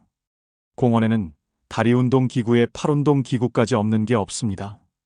게다가 그곳에서 운동하러 온 동네 사람들과 이야기를 나눌 수도 있습니다. 단지 할머니가 나이가 많으셔서 다들 자식이나 손주뻘들이 많을 뿐입니다. 그런데 젊은 사람들도 하기 힘든 하체 운동을 105세 할머니가 하는 것을 보고 다들 놀라지요. 그리고 운동을 하고 돌아오는 길에 할머니는 꽃집에 들러 꽃 구경도 합니다. 그리고 집 앞 마당 울타리, 아래에 지나가는 사람들 보라고 심을 꽃도 몇 송이 샀습니다. 그리고 하루에 꼭 10시간을 주무시는 할머니는 취침 전에 라디오를 꺼내서 노래를 흥얼흥얼 따라 부르기도 하시면서 잠들기 전까지 즐겁고 행복한 시간을 보냅니다. 그렇게 할머니는 70년을 보낸 정든 집에서 떠나기가 싫습니다. 자식들이 아무리 예쁜 전원주택에서 같이 살자고 해도 관심이 없습니다. 운동할 수 있는 장소가 있고 말동무도 많고 꼬마 친구들도 있는 이 집이 좋습니다. 덕분에 할머니는 100세가 넘은 나이지만 육체적 정신적 건강은 30년이 젊습니다. 100세 시대라는 말이 넘쳐나는 요즘 모든 사람이 이씨 할머니처럼 건강하게 100세를 맞이하는 것은 아닙니다. 현재 남성의 평균 수명은 82세, 여성은 88세입니다. 이 평균 수명은 앞으로 점점 더 증가해서 인생 100년, 100세에 가까워질 것입니다. 그렇지만 아무리 오래 살 수 있다고 해도 건강 수명이 늘지 않으면 누군가의 손길을 필요로 하거나 침대에서 생활해야 하는 기간만 길어질 뿐입니다. 그 기간은 현재 남성이 9년, 여성이 12년입니다. 그렇다면 사연 속 이씨 할머니는 어떻게 105세의 나이에도 저런 건강함을 유지할 수 있을까요? 전문가들 말에 따르면 그 답은 바로 80세를 어떻게 넘기느냐에 달려 있다고 합니다. 80세의 벽을 넘어서는 방법 첫 번째, 먹고 싶은 음식은 다 드셔도 됩니다. 먹고 싶은 음식을 참는 사람이 많습니다. 먹는 양을 줄이고 달고 짠 음식을 피하고 기름진 음식을 삼가는 풍경은 흔한데요. 비만은 건강을 해치고 염분과 당분, 지방은 3대 해악이라는 사고가 사람들의 상식이 되었기 때문입니다. 하지만 과연 그럴까요? 먹고 싶다는 욕구는 몸이 원한다는 뜻이기도 합니다. 고령자는 장기 기능의 저하로 식욕이 증가하는 경우가 있습니다. 예를 들면 염분이 그렇습니다. 사람은 나트륨이 없으면 살지 못하는데 나이가 들면 신장이 염분을 과도하게 몸 밖으로 배출하여 혈액 속에 염분이 부족해지는 현상이 나타나기도 합니다. 식사량도 마찬가지입니다. 거듭 말하지만 통통한 사람이 장수한다는 데이터는 넘치도록 많은데요. 살집이 있을 때 컨디션이 좋다는 사실을 파악한 몸이 뇌를 통해서 먹고 싶다는 신호를 보내는 것입니다. 확실히 60대 정도까지는 지나친 염분 섭취나 과다한 체중이 건강을 해치는 원인이 되기도 합니다. 하지만 80세를 앞두고 있다면 이러한 상식은 일단 접어두셔야 합니다. 먹고 싶은 음식을 참으며 체중 조절하기는 스스로 수명을 깎는 행위입니다.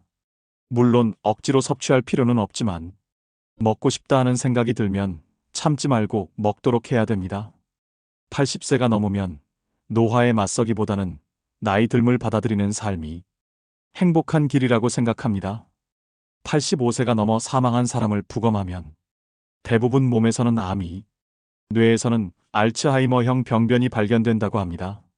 하지만 생전에 이러한 사실을 몰랐던 사람도 적지 않습니다.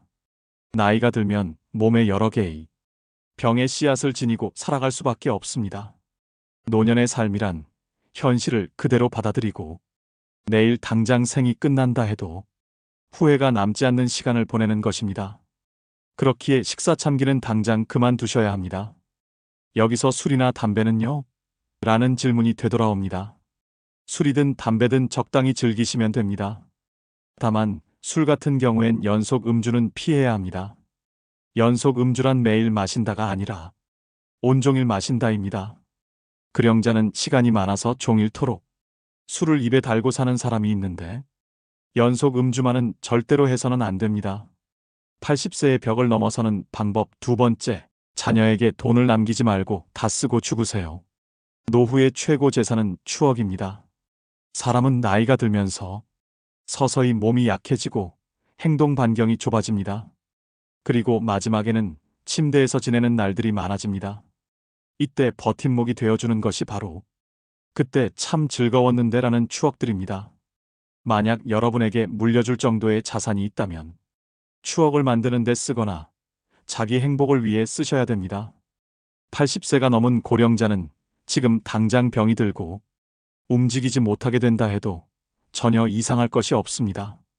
내일 죽게 될지도 모를 일입니다. 그러니 후회 없는 시간을 보내야 합니다. 재산을 자녀에게 남기기 위해 자신이 하고 싶은 것을 참는다는 것은 본말이 전도된 상황입니다.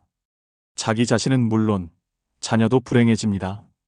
80세의 벽을 넘어서는 방법 세 번째, 고독을 즐길 수 있어야 됩니다.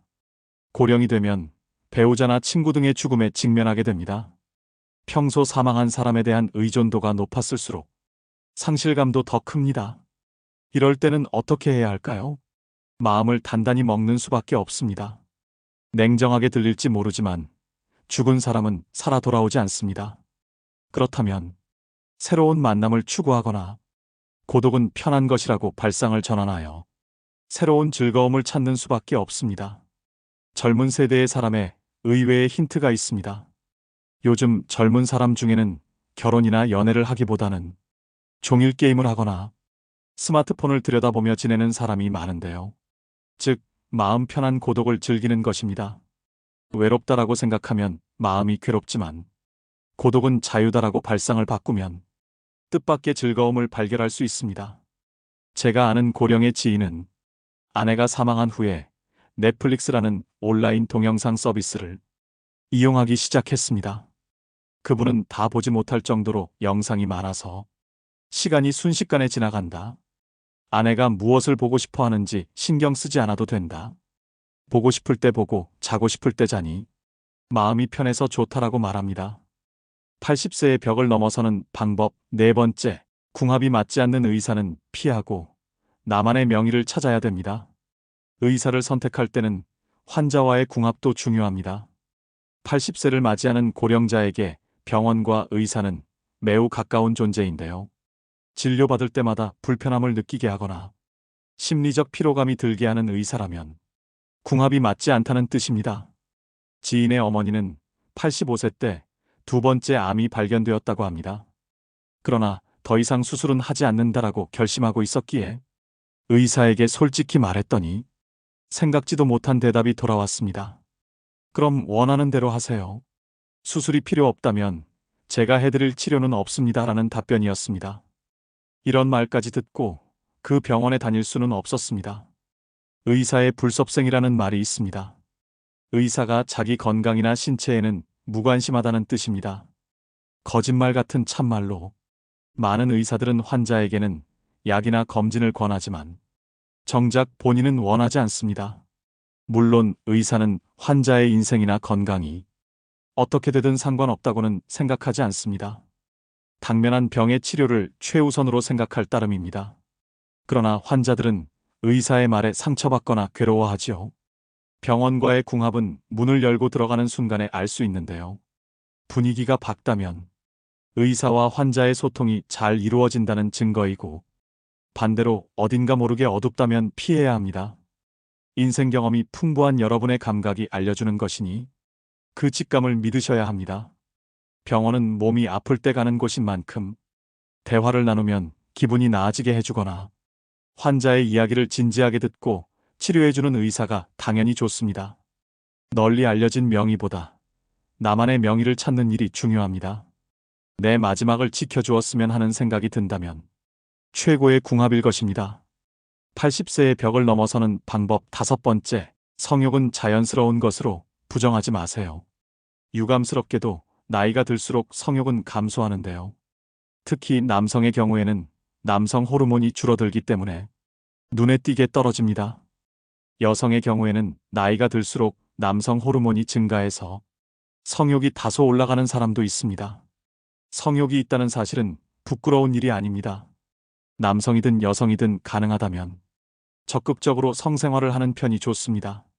얼마 전 어느 신문 고민 상담란에 79세 남성의 사연이 올라왔습니다. 거의 날마다 자위하는 나는 비정상인가요? 라는 고민이었습니다. 정상입니다. 멋진 일이라고 생각합니다.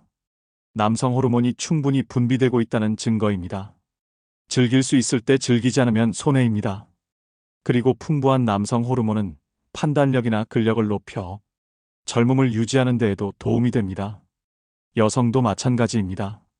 성욕이 있는 사람도 있고 전혀 없는 사람도 있겠지만 이것은 그저 개인 차일 뿐입니다. 80세의 벽을 넘어서는 방법 여섯 번째, 할 수 있는 일은 포기하지 마세요. 할 수 있는 일을 계속 유지하는 것, 그 중에서도 으뜸은 운동입니다. 운동이 필요하다는 사실은 살면서 지금까지 귀에 딱지가 앉을 정도로 들었으니 충분히 이해할 것입니다. 하지만 그래도 하지 않는 사람이 있는가 하면 좋다고 해서 운동을 지나치게 하는 사람도 있습니다. 둘 다 바람직하지 않습니다. 적절한 운동을 기억하셔야 합니다. 과도한 운동은 체내에 활성산소를 과도하게 만들어 몸을 산화시킵니다. 스포츠 선수 중에 나이보다 들어 보이는 사람이 많은 이유도 이 때문인데요. 80세 이상의 고령자에게는 걷기 운동이 딱 알맞습니다. 즉, 산책입니다. 시간은 하루에 30분 정도가 이상적입니다. 한 번에 30분을 걸어도 되고, 아침, 점심, 저녁으로 나누어 각 10분씩 합계 30분이어도 상관없습니다. 가능하면 조금 빠른 속도로 팔을 흔들면서 걷도록 해야 합니다. 산책에는 또 다른 효과가 있는데요. 자연광을 쏘이면 세로토닌이라는 뇌내 물질이 분비됩니다. 이 물질은 행복 호르몬이라고 불리는데 마음을 안정시키거나 머리 회전을 좋게 만드는 역할을 합니다. 산책 이외에 청소나 세탁 같은 집안일도 훌륭한 운동이 됩니다. 이처럼 몸을 수시로 움직이는 일이 중요합니다. 아, 귀찮아라는 생각이 들더라도 오히려 반대로 몸을 움직여 봅시다. 80세의 벽을 넘어서는 방법 마지막 7번째, 약은 좋지 않을 때만 먹으세요. 장수하는 약은 없습니다. 또 약을 계속 먹어야 오래 산다는 근거는 어디에도 없습니다. 그저 자기 소신껏 사는 것이 제일의 방법입니다. 의사에게 수치가 높더라도 건강한 삶을 우선하고 싶다 라고 말했는데 들어주지 않는다면 좋은 의사가 아닙니다. 그런 의사는 환자가 거절하면 됩니다. 선생님이 그리 말하니까 선생님 눈밖에 날까 봐서 의사의 안색만 살피며 참는 사람이 있는데 약을 먹어야 오래 산다는 확실한 근거는 의사에게도 없습니다. 다량의 약을 지속해서 복용하면 어떻게 될까요? 당연히 몸에 큰 부담을 줍니다. 왜냐하면 약은 독이기도 하기 때문입니다. 특히 고령자일수록 많은 약을 함께 쓰면 문제가 됩니다. 본래 약이란 몸이 좋지 않을 때 치료를 위해 먹는 것입니다. 오늘날에는 오래 살려고 약을 먹는 사람이 많지만 관련된 근거에 대한 조사나 연구는 제대로 이루어지지 않고 있습니다. 머리가 아프면 두통약을 먹고 위가 아프면 위장약을 먹으면 됩니다. 물론 꼭 먹어야 하는 약도 있으므로 모든 약을 끊을 수는 없지만 일상생활의 활동 수준을 방해하지 않도록 최소한에 머물러야 합니다. 이것이 80세 이상의 고령자가 약과 어울리는 올바른 방법입니다. 80세의 벽을 잘 넘는 방법 6가지를 말씀드렸습니다. 지금까지의 인생은 하루하루가 바쁘고 무언가에 쫓기듯 살아오셨을 겁니다. 하지만 80세부터는 다릅니다. 천천히 하루를 살아도 됩니다. 좋아하는 일을 하고 싫어하는 일은 하지 않는 것. 이것은 80세가 넘은 고령자의 기본 자세입니다. 사실은 하고 싶은데 참는다 혹은 사실은 하기 싫은데 참는다와 같은 태도는 지금 당장 그만두시길 권합니다. 80대는 어느 날 갑자기 움직이지 못하게 될 위험을 항상 안고 있기 때문입니다. 그때 할 걸 그랬다라고 후회하는 일이 없도록 해야 됩니다. 목표와 기한을 정할 필요도 없습니다. 마음 흐르는 대로 그렇게 하루하루 알차게 평온한 나날을 보내며 나도 모르는 사이에 80세의 벽을 넘어서는 것이 이상적인 방법입니다. 제가 갈릴리아에 가보니까 예수님은 여러분들 우리가 오해하고 있는 게 있어요. 어떤 오해를 하냐면 예수님은 활동 무대가 예루살렘이 아니에요. 예루살렘은요 3년 동안 내가 성소에서 날짜를 계산해 보니까 3년 동안 최대로 많이 있어봤자 20일을 예루살렘에 있지 않았어요. 예수님은 3년 내내 거의 어디 있었느냐면은 갈릴레아에 있었어요. 우리가 성서에서 들은 거의 모든 내용들은 대부분이 어디서 활동하신 거냐면 갈릴레아에서 활동하신 거예요.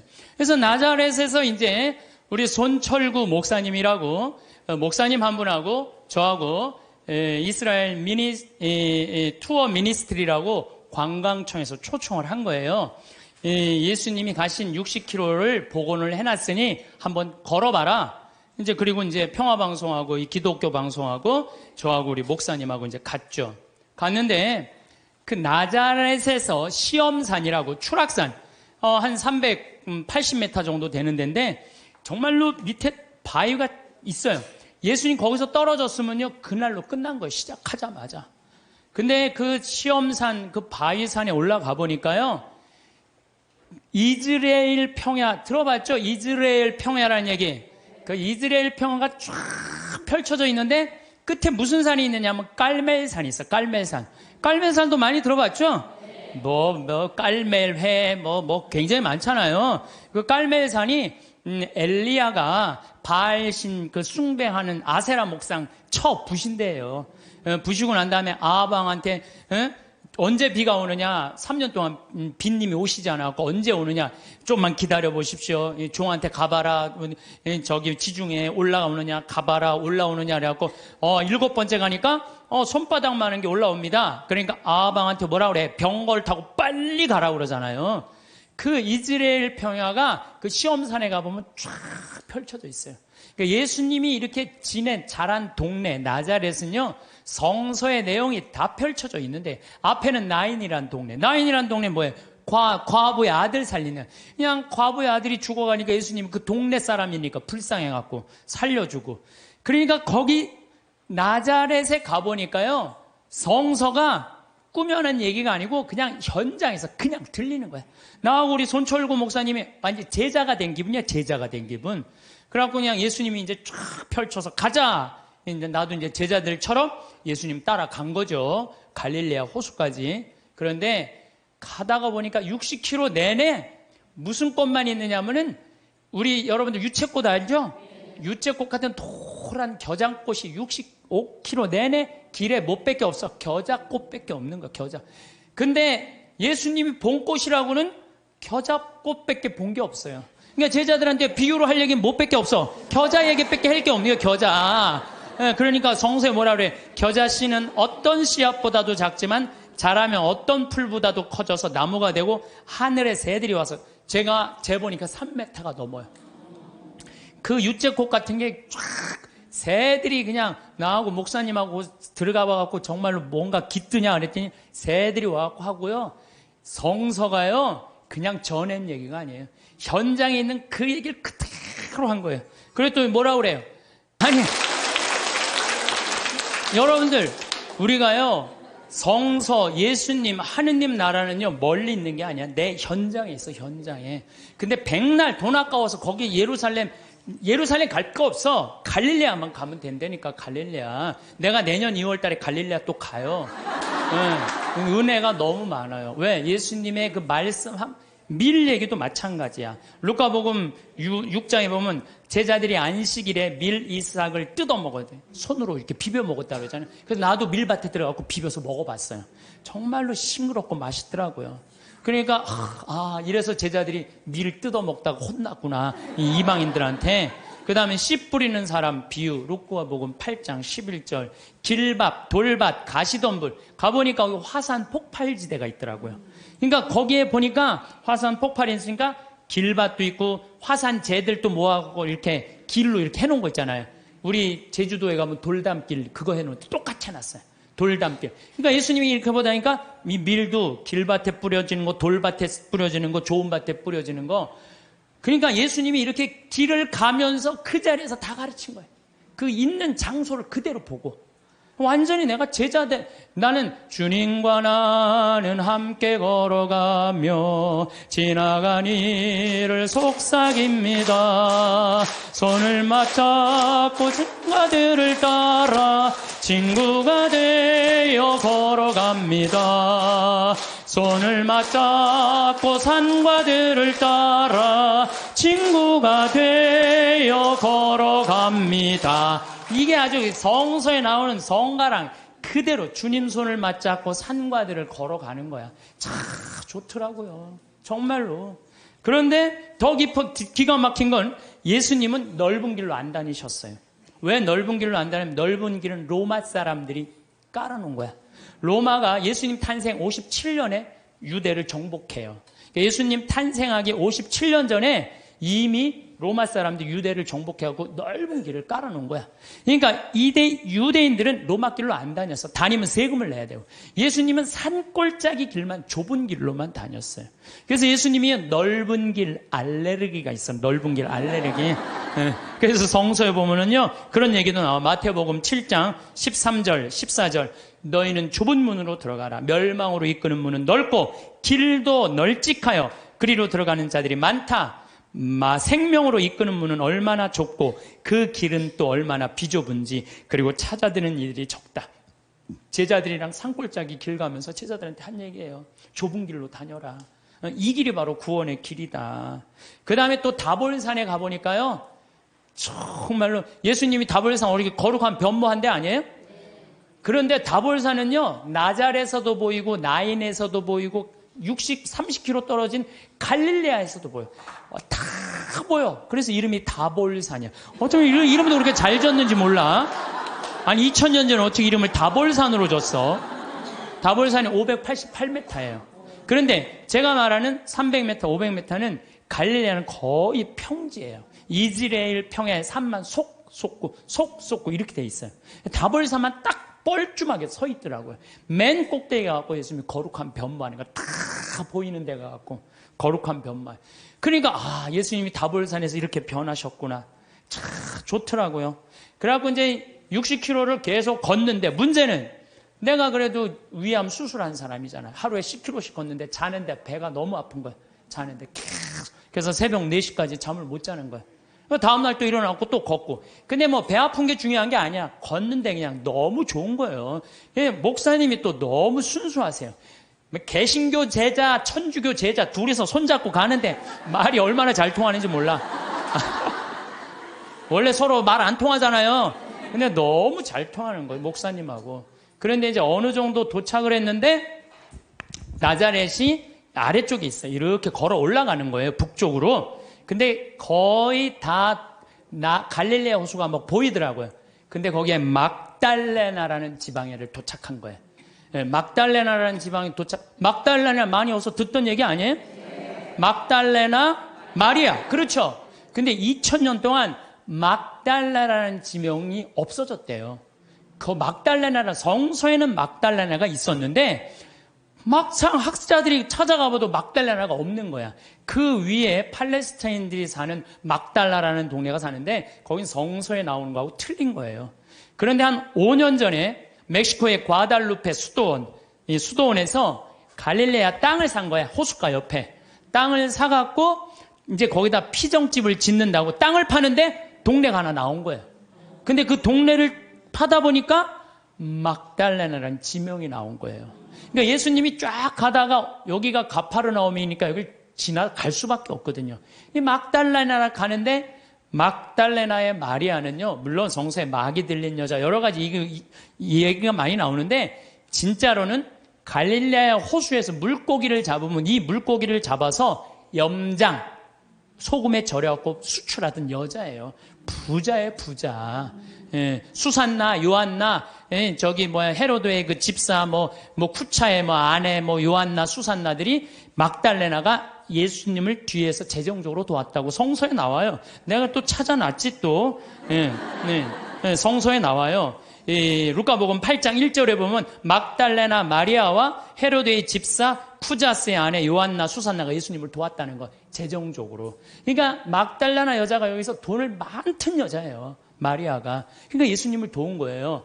그래갖고 우리 또 이제 관광청에서 초청을 했으니까 거기 안 보여주더라고요, 개발을 하는데. 근데 우리는 들여다 보여주더라고요. 그 염장한 터 다 있는 거 그대로. 그러니까 막달레나 여자 마리아도 그냥 꾸며낸 여자가 아니에요. 끝까지 예수님을 도왔던 여자죠. 요한나, 수산, 초대 성모회원 3명. 초대 성모회원 3명 딱. 이 성서 보니까요, 너무 좋더라고요. 그래서 여러분들 현장에 가서 봐야 돼요. 맨날 방에 앉아갖고 예수님이 있는 거야, 없는 거야, 예수님이 온 거야, 안 온, 그 소용없어요. 역사의 현장에 가서 봐야지 살아계신 예수님을 만날 수 있는 거예요. 살아계신. 신앙은요, 기념이에요, 기념. 신앙은요, 기억이에요. 왜 유대인들이 파스카 축제, 지금으로부터 거의 한 4,000년 전에 벌어진 일을 아직도 기억하고 있어요. 신앙은 기억하는 거예요. 기념하는 거예요. 까먹지 않을 때, 하느님의 은총을 계속 되새길 때, 우리가 2000년 전 예수님이 최후의 만찬때 한 성체성사 왜 아직도 기억하고 기념할까요? 예수님의 그 현존을 잊어먹지 않기 위해서 매 미사 때마다 재현하는 거예요. 있었다, 이게. 오늘도 일어나고 있는 일이다. 그게 바로 신앙이에요. 그래서 신앙은요, 계속 기억하고 감사하고 찬양하고 기념하는 게 신앙이에요. 그래서 저는 이렇게 1년, 이렇게 이제 수술한 지 3년이 지났어요. 약간 덤핑 증후군이라는 건 있어요. 구운 고기 먹으면은요, 약간 설사도 있고 좀 그래요.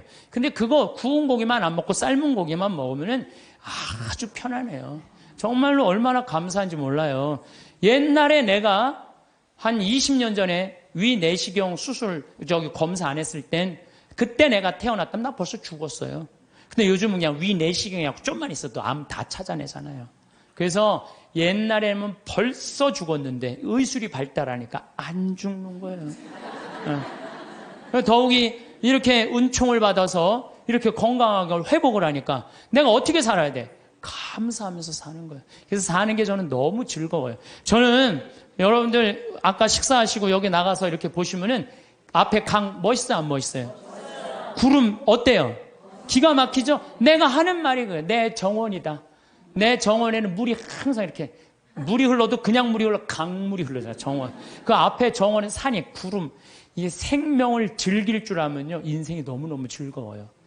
어쨌든 정화상 성인은 상제상서라는 게 뭐라냐면 제상에게 올린다. 제발 우리 천주교 신자 박해하지 말아라. 그러고 쓴 거래요, 감옥에서. 그러니까 이렇게 우주 만물이 다 만들어 놓은 이가 있는데 그 만들어 놓은 이 세간살이를 쓸면서 우리가 하느님을 찬양하는데 왜 우리를 죽이냐 이거예요. 여러분들 집안에 부모 세간살이 있으면서 효도하는 거 당연한 거 아니냐? 당연하다. 이 세상 살면서 하느님한테 이게 우리 부로 무군무부라고 그러잖아요. 임금도 없고 아버지도 없고. 우리 천주교 부로 옛날 그랬어요. 임금도 섬기지 않고 아버지 제사도 안 지낸다고 그래서 무군무부라고 그랬어요. 근데 뭐가 무군무부냐? 하느님 아버지 찬양하는 게. 그래서 성인은 이런 글을 써요. 오간에서 지쳐서 죽는다는 거, 하느님 믿는다는 이유로. 지금 우리 성인들 오간에서 지쳐서 죽었어요. 여러분들 최경환 프란치스코 성인 알죠? 수리산에. 근데 그 최양업 신부 아버지, 최양업 신부 아버님 최경환 프란치스코 성인이야. 엄마가 이성래 마리아예요. 이성래 마리아인데 이 이성래 마리아가 남편하고 같이 감옥에 가요. 근데 이 집이 최양업 토마 신부님이 제일 장남이야. 근데 밑으로 아들이 5이 있었어. 15, 12, 9, 6, 3살짜리. 근데 감옥에 형이 신학교 갔다니까 애들은 옛날에 감옥에 가둘 수가 없었어요. 근데 다 감옥에 넣어버린 거예요. 그래 애들은 감옥에 안 가니까 감옥에 가도 먹을 거라도 주먹밥이라도 주는데 애들 건 안 나오는 거예요. 그러니까 엄마가 자기 걸 나눠서 5을 먹이니 젖이 나와요. 3살짜리가 감옥에서 죽어요. 그러니까 오간에서 지쳐 죽는 거, 오간에서 지쳐 죽는 거예요. 그러니까 이 이성래 마리아가 실신을 해요. 막내가 죽으니까.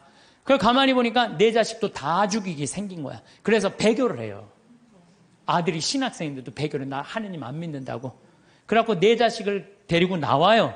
데리고 나오는데 미치겠는 거야. 남편은 순교를 했지. 아들은 신학교 신부님 된다고 마카오로 유학을 갔지. 자기가 배교라는 게 너무 괴로운 거야. 그래갖고 애들이 구걸하러 나간 사이에 다시 감옥에 가요. 나 하느님 다시 믿는다고.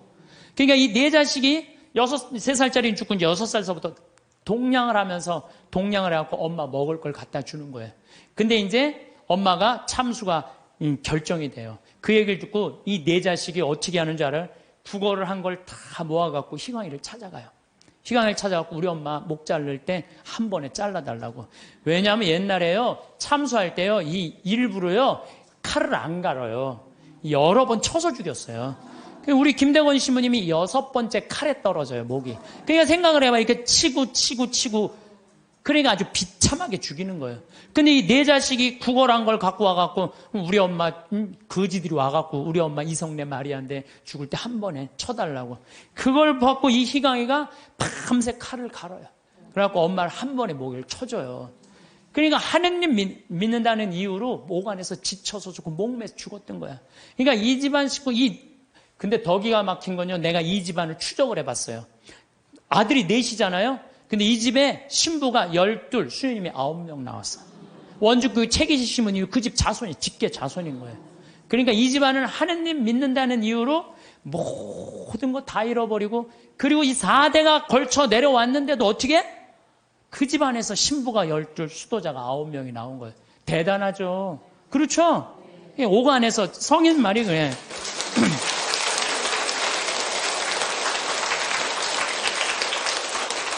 오간에서는 지쳐서 죽고 문 밖에서는 목을 베는 죽임이 끊이지 않고 피눈물이 도랑을 이루었다는 거야. 우리 순교 성인들은요, 하느님 취미로 안 믿었어요.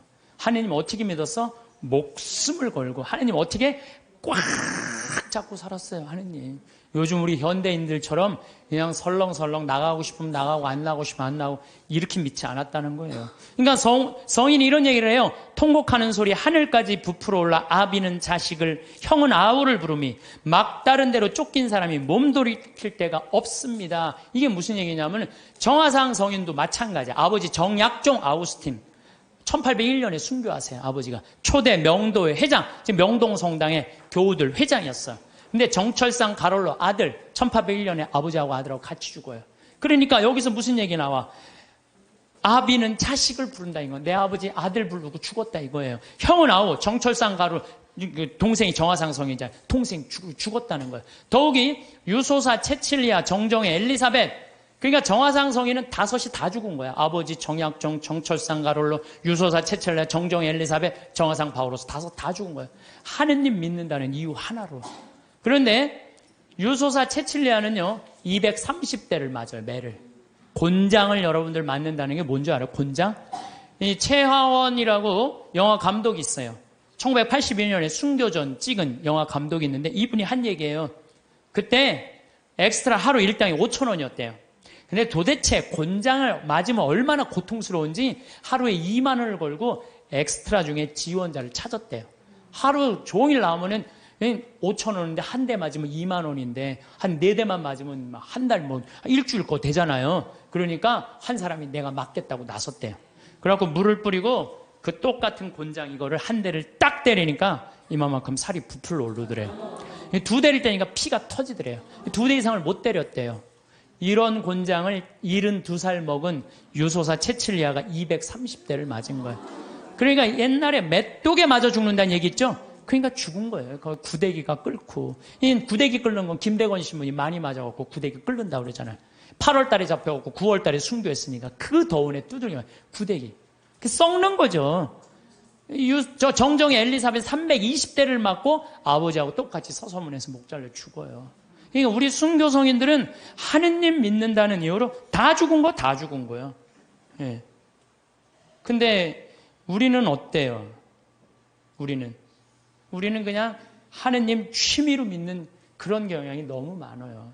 하느님 정말로 제대로 믿으려면은요, 비가 오나 눈이 오나 바람이 부나 더우나 추우나, 내가 휴가를 갔어도 정말 하느님 열심히 믿는 사람 어떻게 해? 휴가 간 지역에 시골 성당이 제일 먼저 찾아오고 주일 미사 몇 시인지 알아보고, 놀다가도 자 우리 미사 참여하자. 그럼 미사 참여하고 노는 사람들, 그런 사람들이 어떻게 하느님 꽉 붙잡고 사는 사람들이에요. 그러니까 이 존 포웰이라는 신학자는 이런 말을 해요. 현대인들은 하느님을 골치 아플 때 먹는 아스피린 정도로 생각해요. 골치 아플 때. 언제 골치 아파? 대학 입시 때. 골치 아파요. 우리의 임용고시 볼 때. 남편 뭐 승진 시험 볼 때 이렇게. 그러니까 성지 신부들 내가 얘기 들어보면요, 우리나라 성지들이요 수학 능력 평가 먹고 산대요. 그때만 되면 미사여물이 그렇게 들어온대요. 성지순례도 그렇게 많이 온대요. 근데 그거 끝나면 딱 끊어진대. 그러니까 하느님을 골치 아플 때 먹는 아스피린 정도로 생각하는 거야.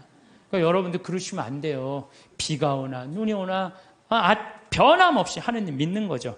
저는 이슬람 사람들 신앙생활에 대해서 깜짝 놀랄 때가 참 많아요. 물론 테러 저지르고 전 세계에 화근이 돼요, 이슬람 사람들이. 근데요, 이슬람 사람들은 라마단 기간이 되면은요, 우리 천주교 사순식하고 똑같아. 해가 떠 있는 동안 물도 입에 안 돼요. 내가 터키 그 성지순례 갔을 때 버스 기사가 이슬람 사람이었어요. 이 사람은요, 해 떠 있는 동안 입에도 안 돼. 계속 그저 코란 읽더라고. 코란 계속 뭐 마시라고 안 먹는데 자기는 모슬렘이라고. 그리고 이슬람 사람 메카를 향해서 하루에 4번 언제나 매일 아무데나 돗자리 펴놓고 절해요. 그러니까 우리 천주교는 그냥 신앙생활 진짜 거저하는 거 거저. 제가 어떤 신부님한테 들은 얘기인데 나이가 꽤 드신 신부님이에요. 내가 호주 갔을 때 옛날에는 아침 기도 저녁 기도 굉장히 길었대요. 조가 만과 찰만자 써갖고 만과 아침 조가 만과. 그런데 이 신부님이 조가가 학교가 20km 떨어져갖고 늦게 일어나갖고 아침 기도를 못 바치고 그냥 학교를 가면요, 아버지가 밭에 나갔다 와서 엄마한테 물어본대요. 우리 아들 조가 바쳤느냐고. 아, 이놈이 늦게 일어나고 그냥 갔다고. 그러면 아버지가 쫓아온대요. 아들 이름 부르면서 아들아 기선아 기다려라. 그러고 아들 붙잡는데 너 조가 바쳤느냐고. 안 바쳤다면 바치라고. 그 자리에 서서 그 조가를 다 바치고 갔대요. 근데 옛날에 조가가 여러분들 어떻게 했는지 알아? 성호경, 오벨에 5번 십자가에 절하고, 천주경, 성모경, 사도신경, 사제경, 관유하심을 구하는 경, 대회제경, 알지도 못해 무슨 기도인지, 도우심을 구하는 경, 사하심을 구하는 경, 호수천신송, 성계와 증인을 위하여 외우는 경. 내가 강의할 때 웬만하면 다 외워서 해요. 이건 아무리 외우려고 해도 안 외워지더라고. 참. 그 다음에 야수 성명도움. 옛날엔 예수님을 야수라고 해서 야수. 예수 성심 호칭기도. 성모를 찬송하는 경. 천주 10개. 성교 사규. 봉헌경. 이게 아침기도였대. 요즘 아추기도 봉기도 아침기도잖아요. 이것도 우리는 안 하잖아요. 근데 옛날에 이걸 다 아침에 일어나서 했다는 거예요. 만과 성호경. 성령 강림송. 죄를 알게 하심을 구하는 경. 고제경. 과유하심을 구하는 경, 사하심을 구하는 경, 소외제경, 호수천신송, 성모 덕서 도서 소도문, 형제 친척 친구 은인을 위하여 외우는 경, 죽은 모든 이를 위하여 외우는 경, 삼덕송, 오사례 5가지 감사송, 천주께서 기르시고 돌보시는 은혜, 강생 구속의 은혜, 죄를 사해 주시는 은총의 은혜, 성교회로 인도하시고 천국으로 이끄시는 은혜.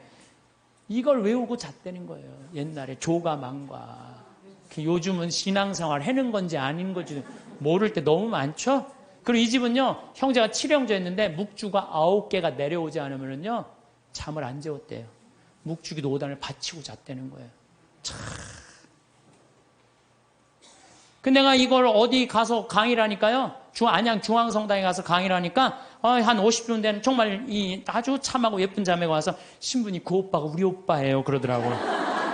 근데 그 자매 하는 말이 자기 자모회장을 한대요. 그저 신부가 2, 수녀님 1 나왔다는 거예요. 그 나머지 형제들도 다 성당에서 봉사를 한다는 거예요. 하느님 일을 하는 집은요, 달라요. 그리고 축복을요, 30배, 60배, 100배의 축복을 받아요. 하느님 일하는 집은. 하느님을 까먹고 사는 집들 있죠? 나중에 반드시 감옥에 가요. 봐요. 요즘 감옥에 가는 사람들 봐요. 아무리 잘 나가도요, 하느님 까먹고 그냥 자기만 하는 사람 반드시 가는 건 아니지만은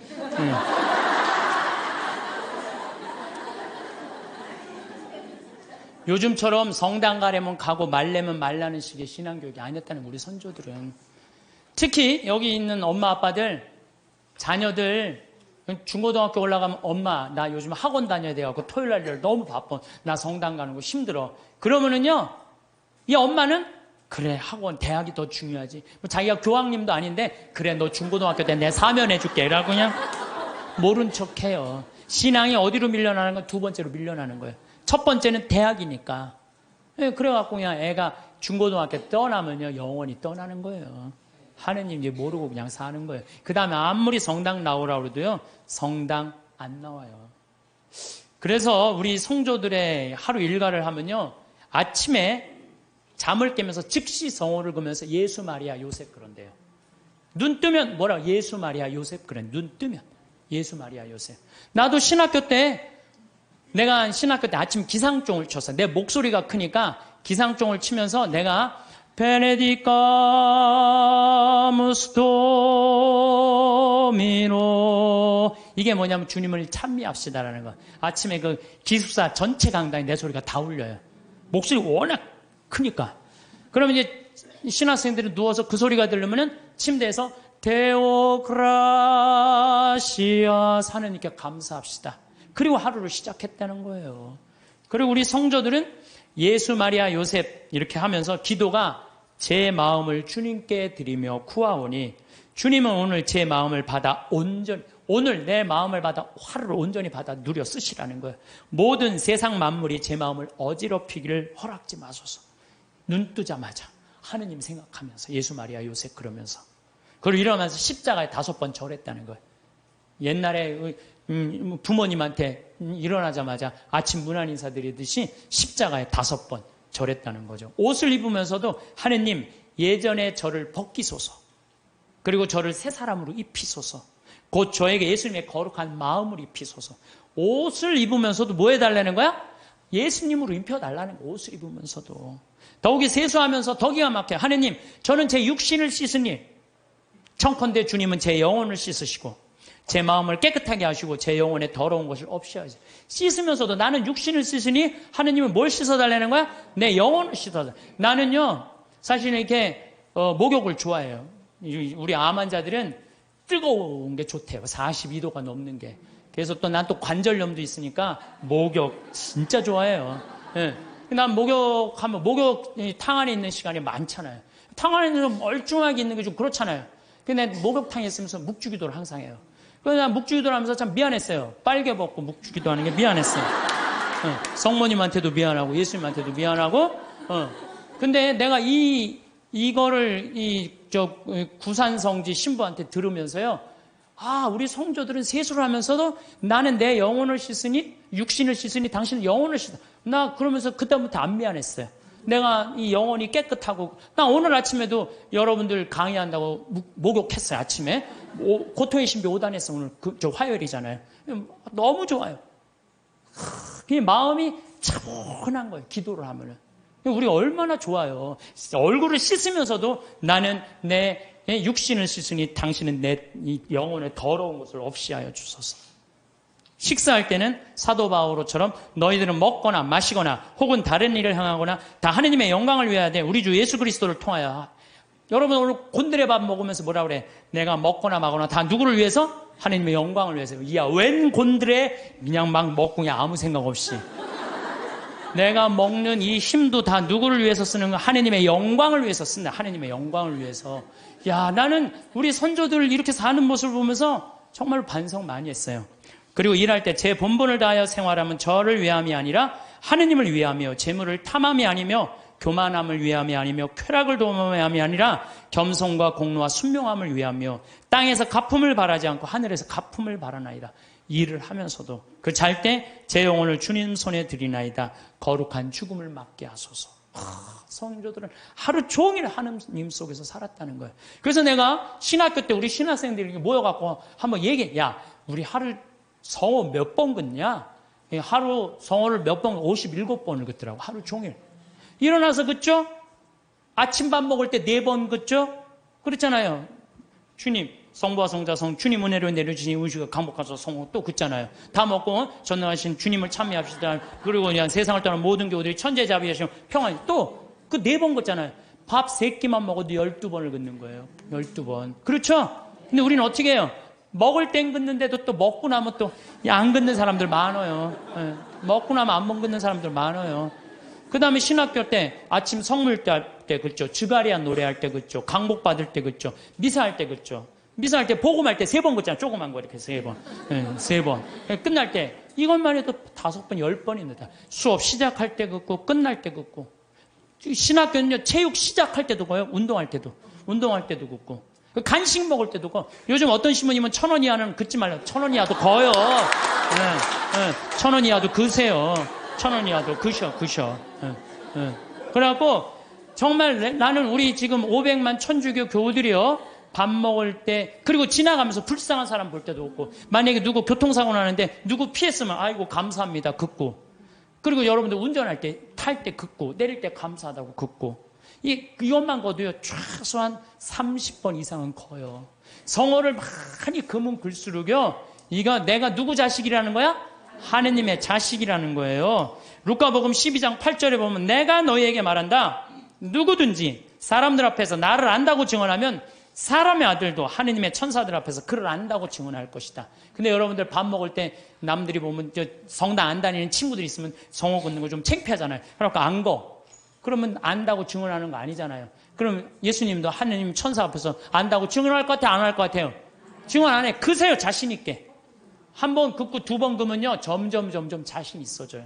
그세요. 미안할 거 하나 없어요. 왜? 하느님 꽉 붙잡고 살려면 어떻게? 거야 돼요.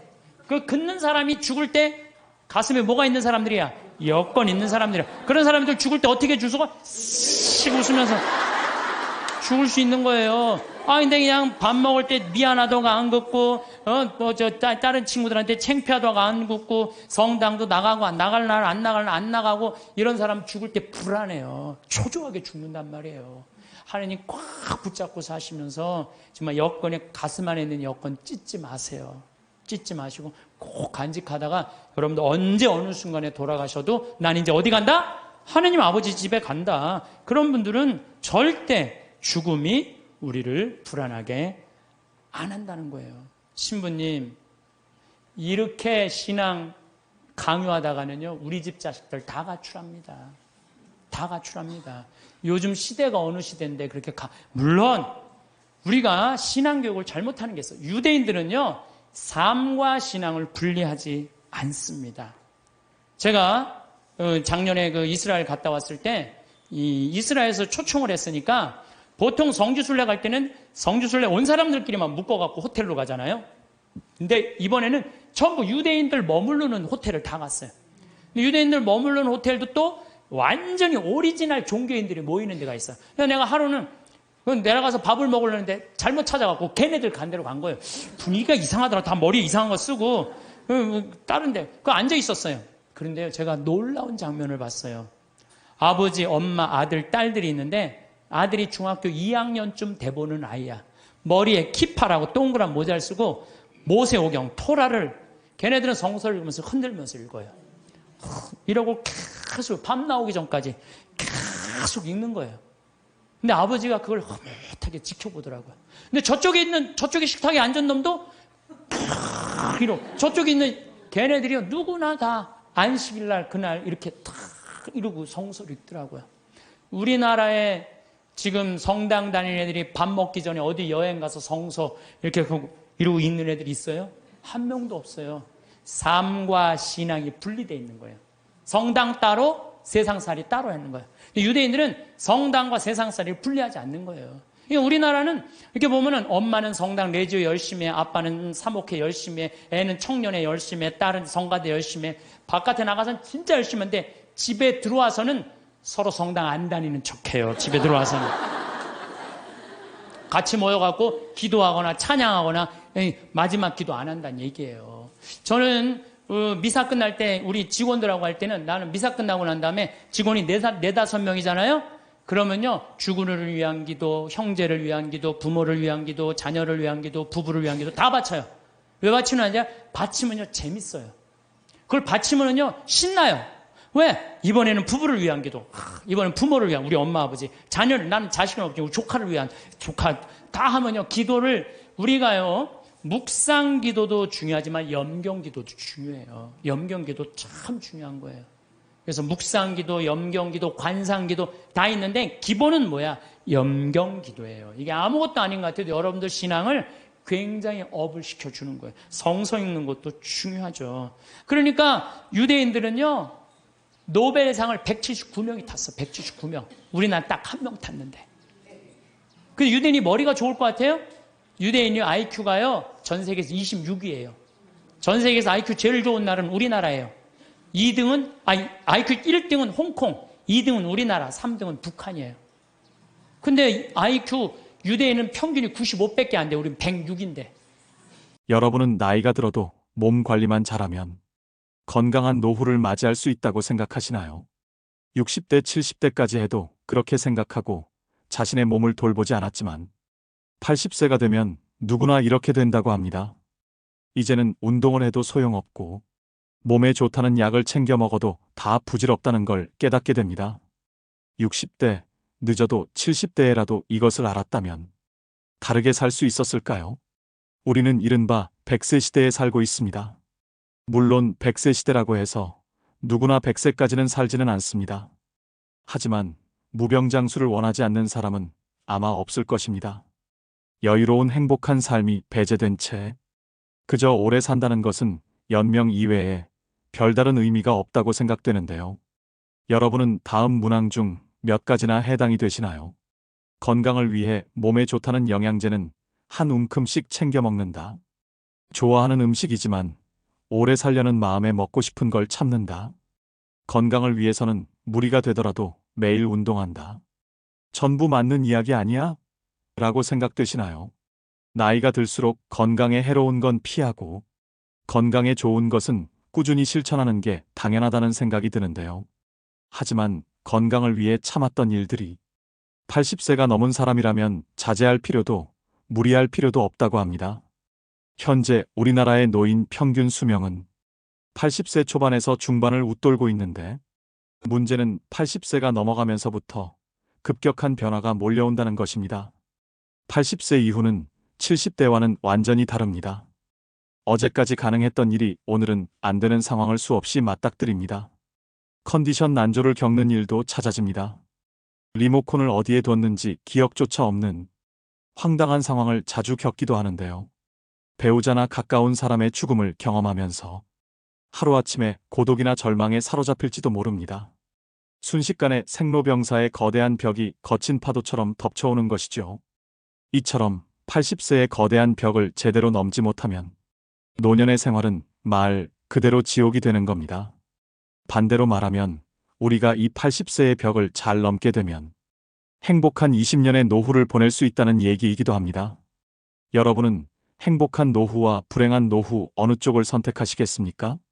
그래서 오늘은 먹고 싶은 거 다 먹고 하고 싶은 거 다 하고 살지만 105세의 나이에도 정정한 이씨 할머니에 대한 사연과 80세의 벽을 잘 넘는 방법을 7가지로 나눠서 알려드리겠습니다. 제가 모시고 살라니 이제 고집 좀 그만 피워요. 일 없다? 늙끔하게 내가 무슨 호강을 한다고. 아니, 대체 혼자 왜 이러고 사시는 거예요? 올해 나이가 105세이신 이씨 할머니의 자식들은 속이 탑니다. 몇 년 전 아버지가 세상을 떠나고 홀로 남은 어머니가 너무 걱정입니다. 그래서 어머니를 모시고 살려고 집까지 새로 구했지만 어머니는 굳이 혼자 살겠다고 하십니다. 매 끼니마다 밥도 안 먹고 돼지고기만 먹고 그리고 건강에도 안 좋은 커피는 왜 이렇게 많이 마셔요? 그러다 진짜 큰일 나요. 그리고 할머니의 식습관도 문제입니다. 할머니는 매일매일 국도 밥도 없이 돼지고기 목살에 파랑 된장을 넣어 푹 삶아서 소금에 찍어 드십니다. 그리고 식후엔 설탕 2스푼 넣은 믹스 커피를 즐기시는데 한두 잔이야 그럴 수 있다 쳐도 이걸 하루에 10잔을 넘게 드십니다. 그러니 자식들이 걱정이 안 될 수가 없죠. 그런데 재미있는 건 할머니가 누구보다 건강하다는 사실이었습니다. 심지어 할머니보다 나이가 25살 어린 80세 딸보다 건강했습니다. 정작 엄마가 걱정이 되어 잔소리하는 딸은 여기저기 몸이 안 좋아서 절뚝이고 다녔지만 할머니는 딱히 아픈 데도 없고 활기가 넘치십니다. 그리고 요즘 할머니는 젊었을 때 못했던 한글 공부를 하십니다. 물론 혼자 독학으로 하셔서 글자가 삐뚤빼뚤이지만 그래도 자신이 좋아하는 노랫가락도 적고 그때그때 떠오르는 말을 메모해 놓습니다. 세상에 올 때 내 맘대로 온 건 아니지만 이 가슴에 꿈도 많았지. 이런 글로 시작하는 일기를 적기도 하십니다. 그렇게 한글 공부가 끝나면 할머니는 또 부지런히 외출을 하십니다. 근처에 있는 놀이터에서 소시적 잘 탔던 그네도 신나게 타시고 공원에 있는 운동기구도 타십니다. 공원에는 다리 운동 기구에 팔 운동 기구까지 없는 게 없습니다. 게다가 그곳에서 운동하러 온 동네 사람들과 이야기를 나눌 수도 있습니다.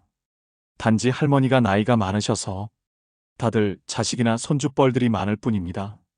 그런데 젊은 사람들도 하기 힘든 하체 운동을 105세 할머니가 하는 것을 보고 다들 놀라지요. 그리고 운동을 하고 돌아오는 길에 할머니는 꽃집에 들러 꽃 구경도 합니다.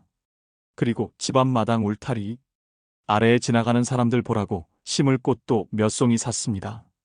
그리고 하루에 꼭 10시간을 주무시는 할머니는 취침 전에 라디오를 꺼내서 노래를 흥얼흥얼 따라 부르기도 하시면서 잠들기 전까지 즐겁고 행복한 시간을 보냅니다. 그렇게 할머니는 70년을 보낸 정든 집에서 떠나기가 싫습니다. 자식들이 아무리 예쁜 전원주택에서 같이 살자고 해도 관심이 없습니다. 운동할 수 있는 장소가 있고 말동무도 많고 꼬마 친구들도 있는 이 집이 좋습니다. 덕분에 할머니는 100세가 넘은 나이지만 육체적 정신적 건강은 30년이 젊습니다. 100세 시대라는 말이 넘쳐나는 요즘 모든 사람이 이씨 할머니처럼 건강하게 100세를 맞이하는 것은 아닙니다.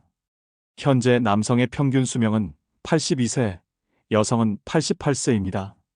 이 평균 수명은 앞으로 점점 더 증가해서 인생 100년, 100세에 가까워질 것입니다. 그렇지만 아무리 오래 살 수 있다고 해도 건강 수명이 늘지 않으면 누군가의 손길을 필요로 하거나 침대에서 생활해야 하는 기간만 길어질 뿐입니다.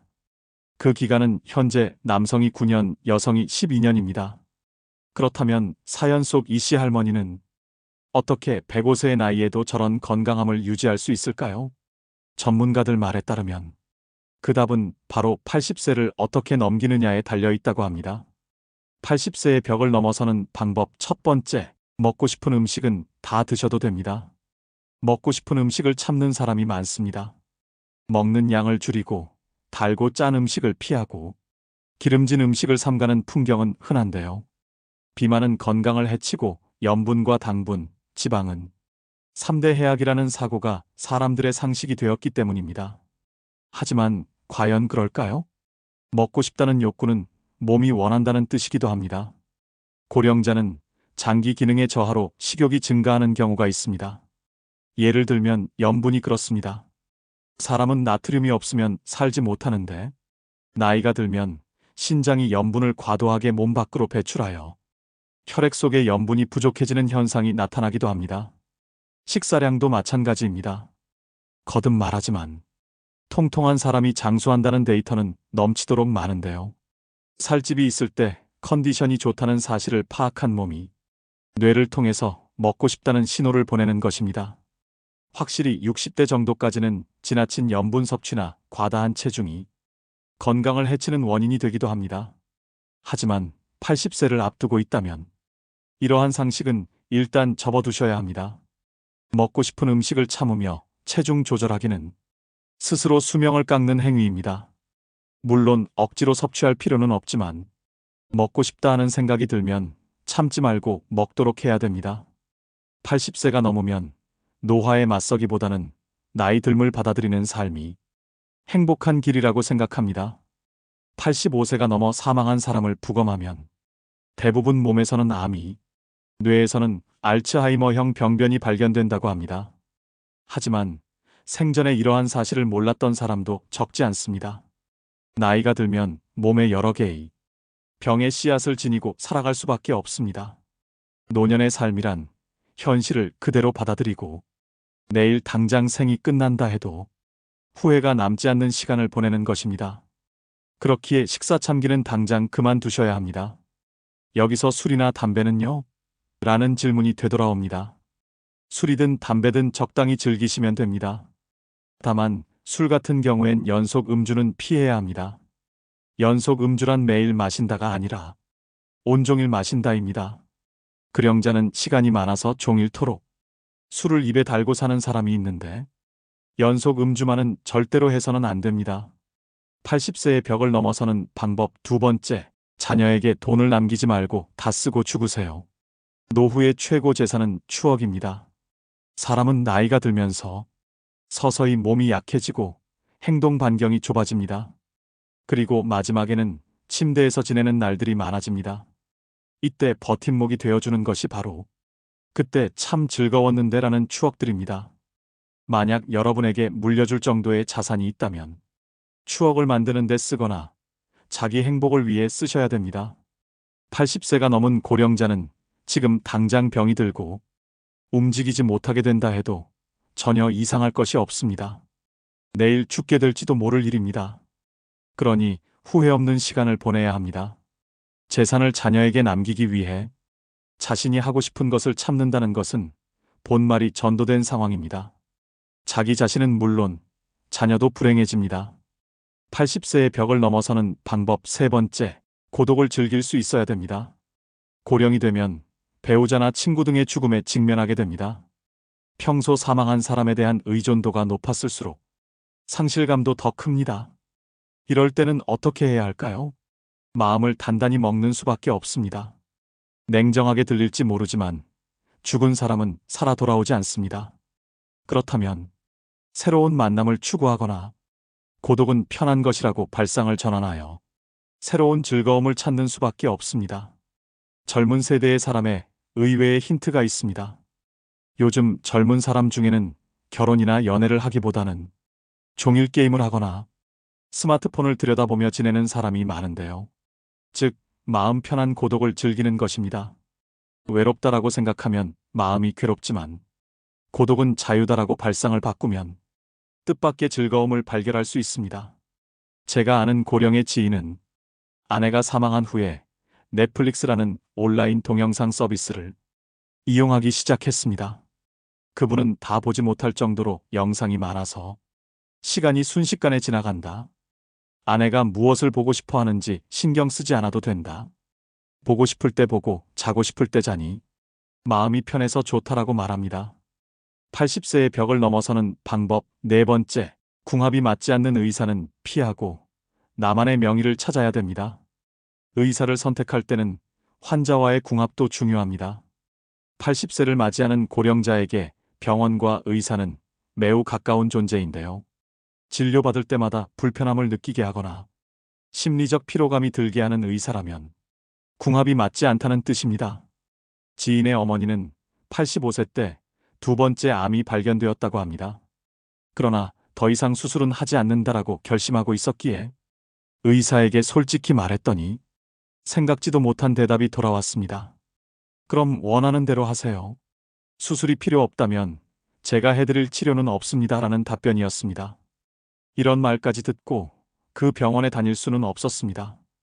의사의 불섭생이라는 말이 있습니다.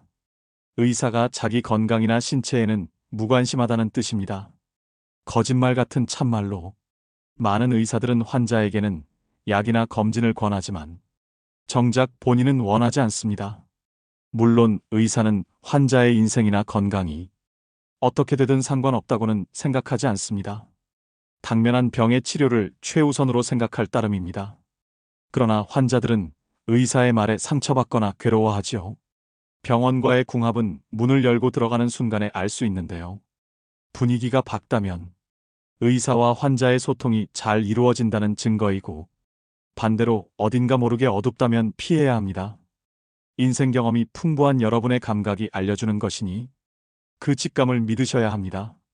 병원은 몸이 아플 때 가는 곳인 만큼 대화를 나누면 기분이 나아지게 해주거나 환자의 이야기를 진지하게 듣고 치료해주는 의사가 당연히 좋습니다. 널리 알려진 명의보다 나만의 명의를 찾는 일이 중요합니다. 내 마지막을 지켜주었으면 하는 생각이 든다면 최고의 궁합일 것입니다. 80세의 벽을 넘어서는 방법 다섯 번째, 성욕은 자연스러운 것으로 부정하지 마세요. 유감스럽게도 나이가 들수록 성욕은 감소하는데요. 특히 남성의 경우에는 남성 호르몬이 줄어들기 때문에 눈에 띄게 떨어집니다. 여성의 경우에는 나이가 들수록 남성 호르몬이 증가해서 성욕이 다소 올라가는 사람도 있습니다. 성욕이 있다는 사실은 부끄러운 일이 아닙니다.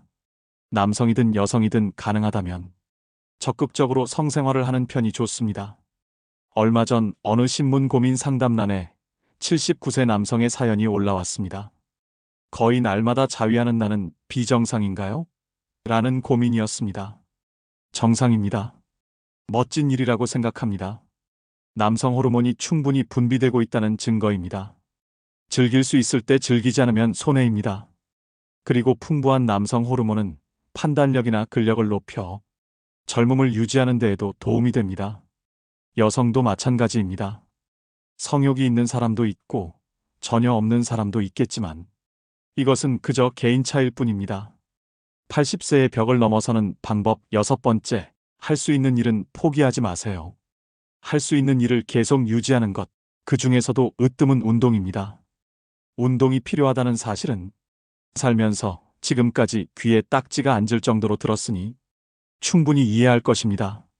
하지만 그래도 하지 않는 사람이 있는가 하면 좋다고 해서 운동을 지나치게 하는 사람도 있습니다. 둘 다 바람직하지 않습니다. 적절한 운동을 기억하셔야 합니다. 과도한 운동은 체내에 활성산소를 과도하게 만들어 몸을 산화시킵니다. 스포츠 선수 중에 나이보다 들어 보이는 사람이 많은 이유도 이 때문인데요. 80세 이상의 고령자에게는 걷기 운동이 딱 알맞습니다. 즉, 산책입니다. 시간은 하루에 30분 정도가 이상적입니다. 한 번에 30분을 걸어도 되고, 아침, 점심, 저녁으로 나누어 각 10분씩 합계 30분이어도 상관없습니다. 가능하면 조금 빠른 속도로 팔을 흔들면서 걷도록 해야 합니다. 산책에는 또 다른 효과가 있는데요. 자연광을 쏘이면 세로토닌이라는 뇌내 물질이 분비됩니다. 이 물질은 행복 호르몬이라고 불리는데 마음을 안정시키거나 머리 회전을 좋게 만드는 역할을 합니다. 산책 이외에 청소나 세탁 같은 집안일도 훌륭한 운동이 됩니다. 이처럼 몸을 수시로 움직이는 일이 중요합니다. 귀찮아라는 생각이 들더라도 오히려 반대로 몸을 움직여 봅시다. 80세의 벽을 넘어서는 방법 마지막 7번째, 약은 좋지 않을 때만 먹으세요. 장수하는 약은 없습니다. 또 약을 계속 먹어야 오래 산다는 근거는 어디에도 없습니다. 그저 자기 소신껏 사는 것이 제일의 방법입니다. 의사에게 수치가 높더라도 건강한 삶을 우선하고 싶다 라고 말했는데 들어주지 않는다면 좋은 의사가 아닙니다. 그런 의사는 환자가 거절하면 됩니다. 선생님이 그리 말하니까 선생님 눈밖에 날까 봐서 의사의 안색만 살피며 참는 사람이 있는데 약을 먹어야 오래 산다는 확실한 근거는 의사에게도 없습니다. 다량의 약을 지속해서 복용하면 어떻게 될까요? 당연히 몸에 큰 부담을 줍니다. 왜냐하면 약은 독이기도 하기 때문입니다. 특히 고령자일수록 많은 약을 함께 쓰면 문제가 됩니다. 본래 약이란 몸이 좋지 않을 때 치료를 위해 먹는 것입니다.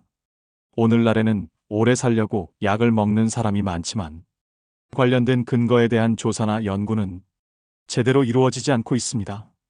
머리가 아프면 두통약을 먹고 위가 아프면 위장약을 먹으면 됩니다. 물론 꼭 먹어야 하는 약도 있으므로 모든 약을 끊을 수는 없지만 일상생활의 활동 수준을 방해하지 않도록 최소한에 머물러야 합니다. 이것이 80세 이상의 고령자가 약과 어울리는 올바른 방법입니다. 80세의 벽을 잘 넘는 방법 6가지를 말씀드렸습니다. 지금까지의 인생은 하루하루가 바쁘고 무언가에 쫓기듯 살아오셨을 겁니다. 하지만 80세부터는 다릅니다. 천천히 하루를 살아도 됩니다. 좋아하는 일을 하고 싫어하는 일은 하지 않는 것. 이것은 80세가 넘은 고령자의 기본 자세입니다. 사실은 하고 싶은데 참는다 혹은 사실은 하기 싫은데 참는다와 같은 태도는 지금 당장 그만두시길 권합니다. 80대는 어느 날 갑자기 움직이지 못하게 될 위험을 항상 안고 있기 때문입니다. 그때 할 걸 그랬다라고 후회하는 일이 없도록 해야 됩니다. 목표와 기한을 정할 필요도 없습니다. 마음 흐르는 대로 그렇게 하루하루 알차게 평온한 나날을 보내며 나도 모르는 사이에 80세의 벽을 넘어서는 것이 이상적인 방법입니다.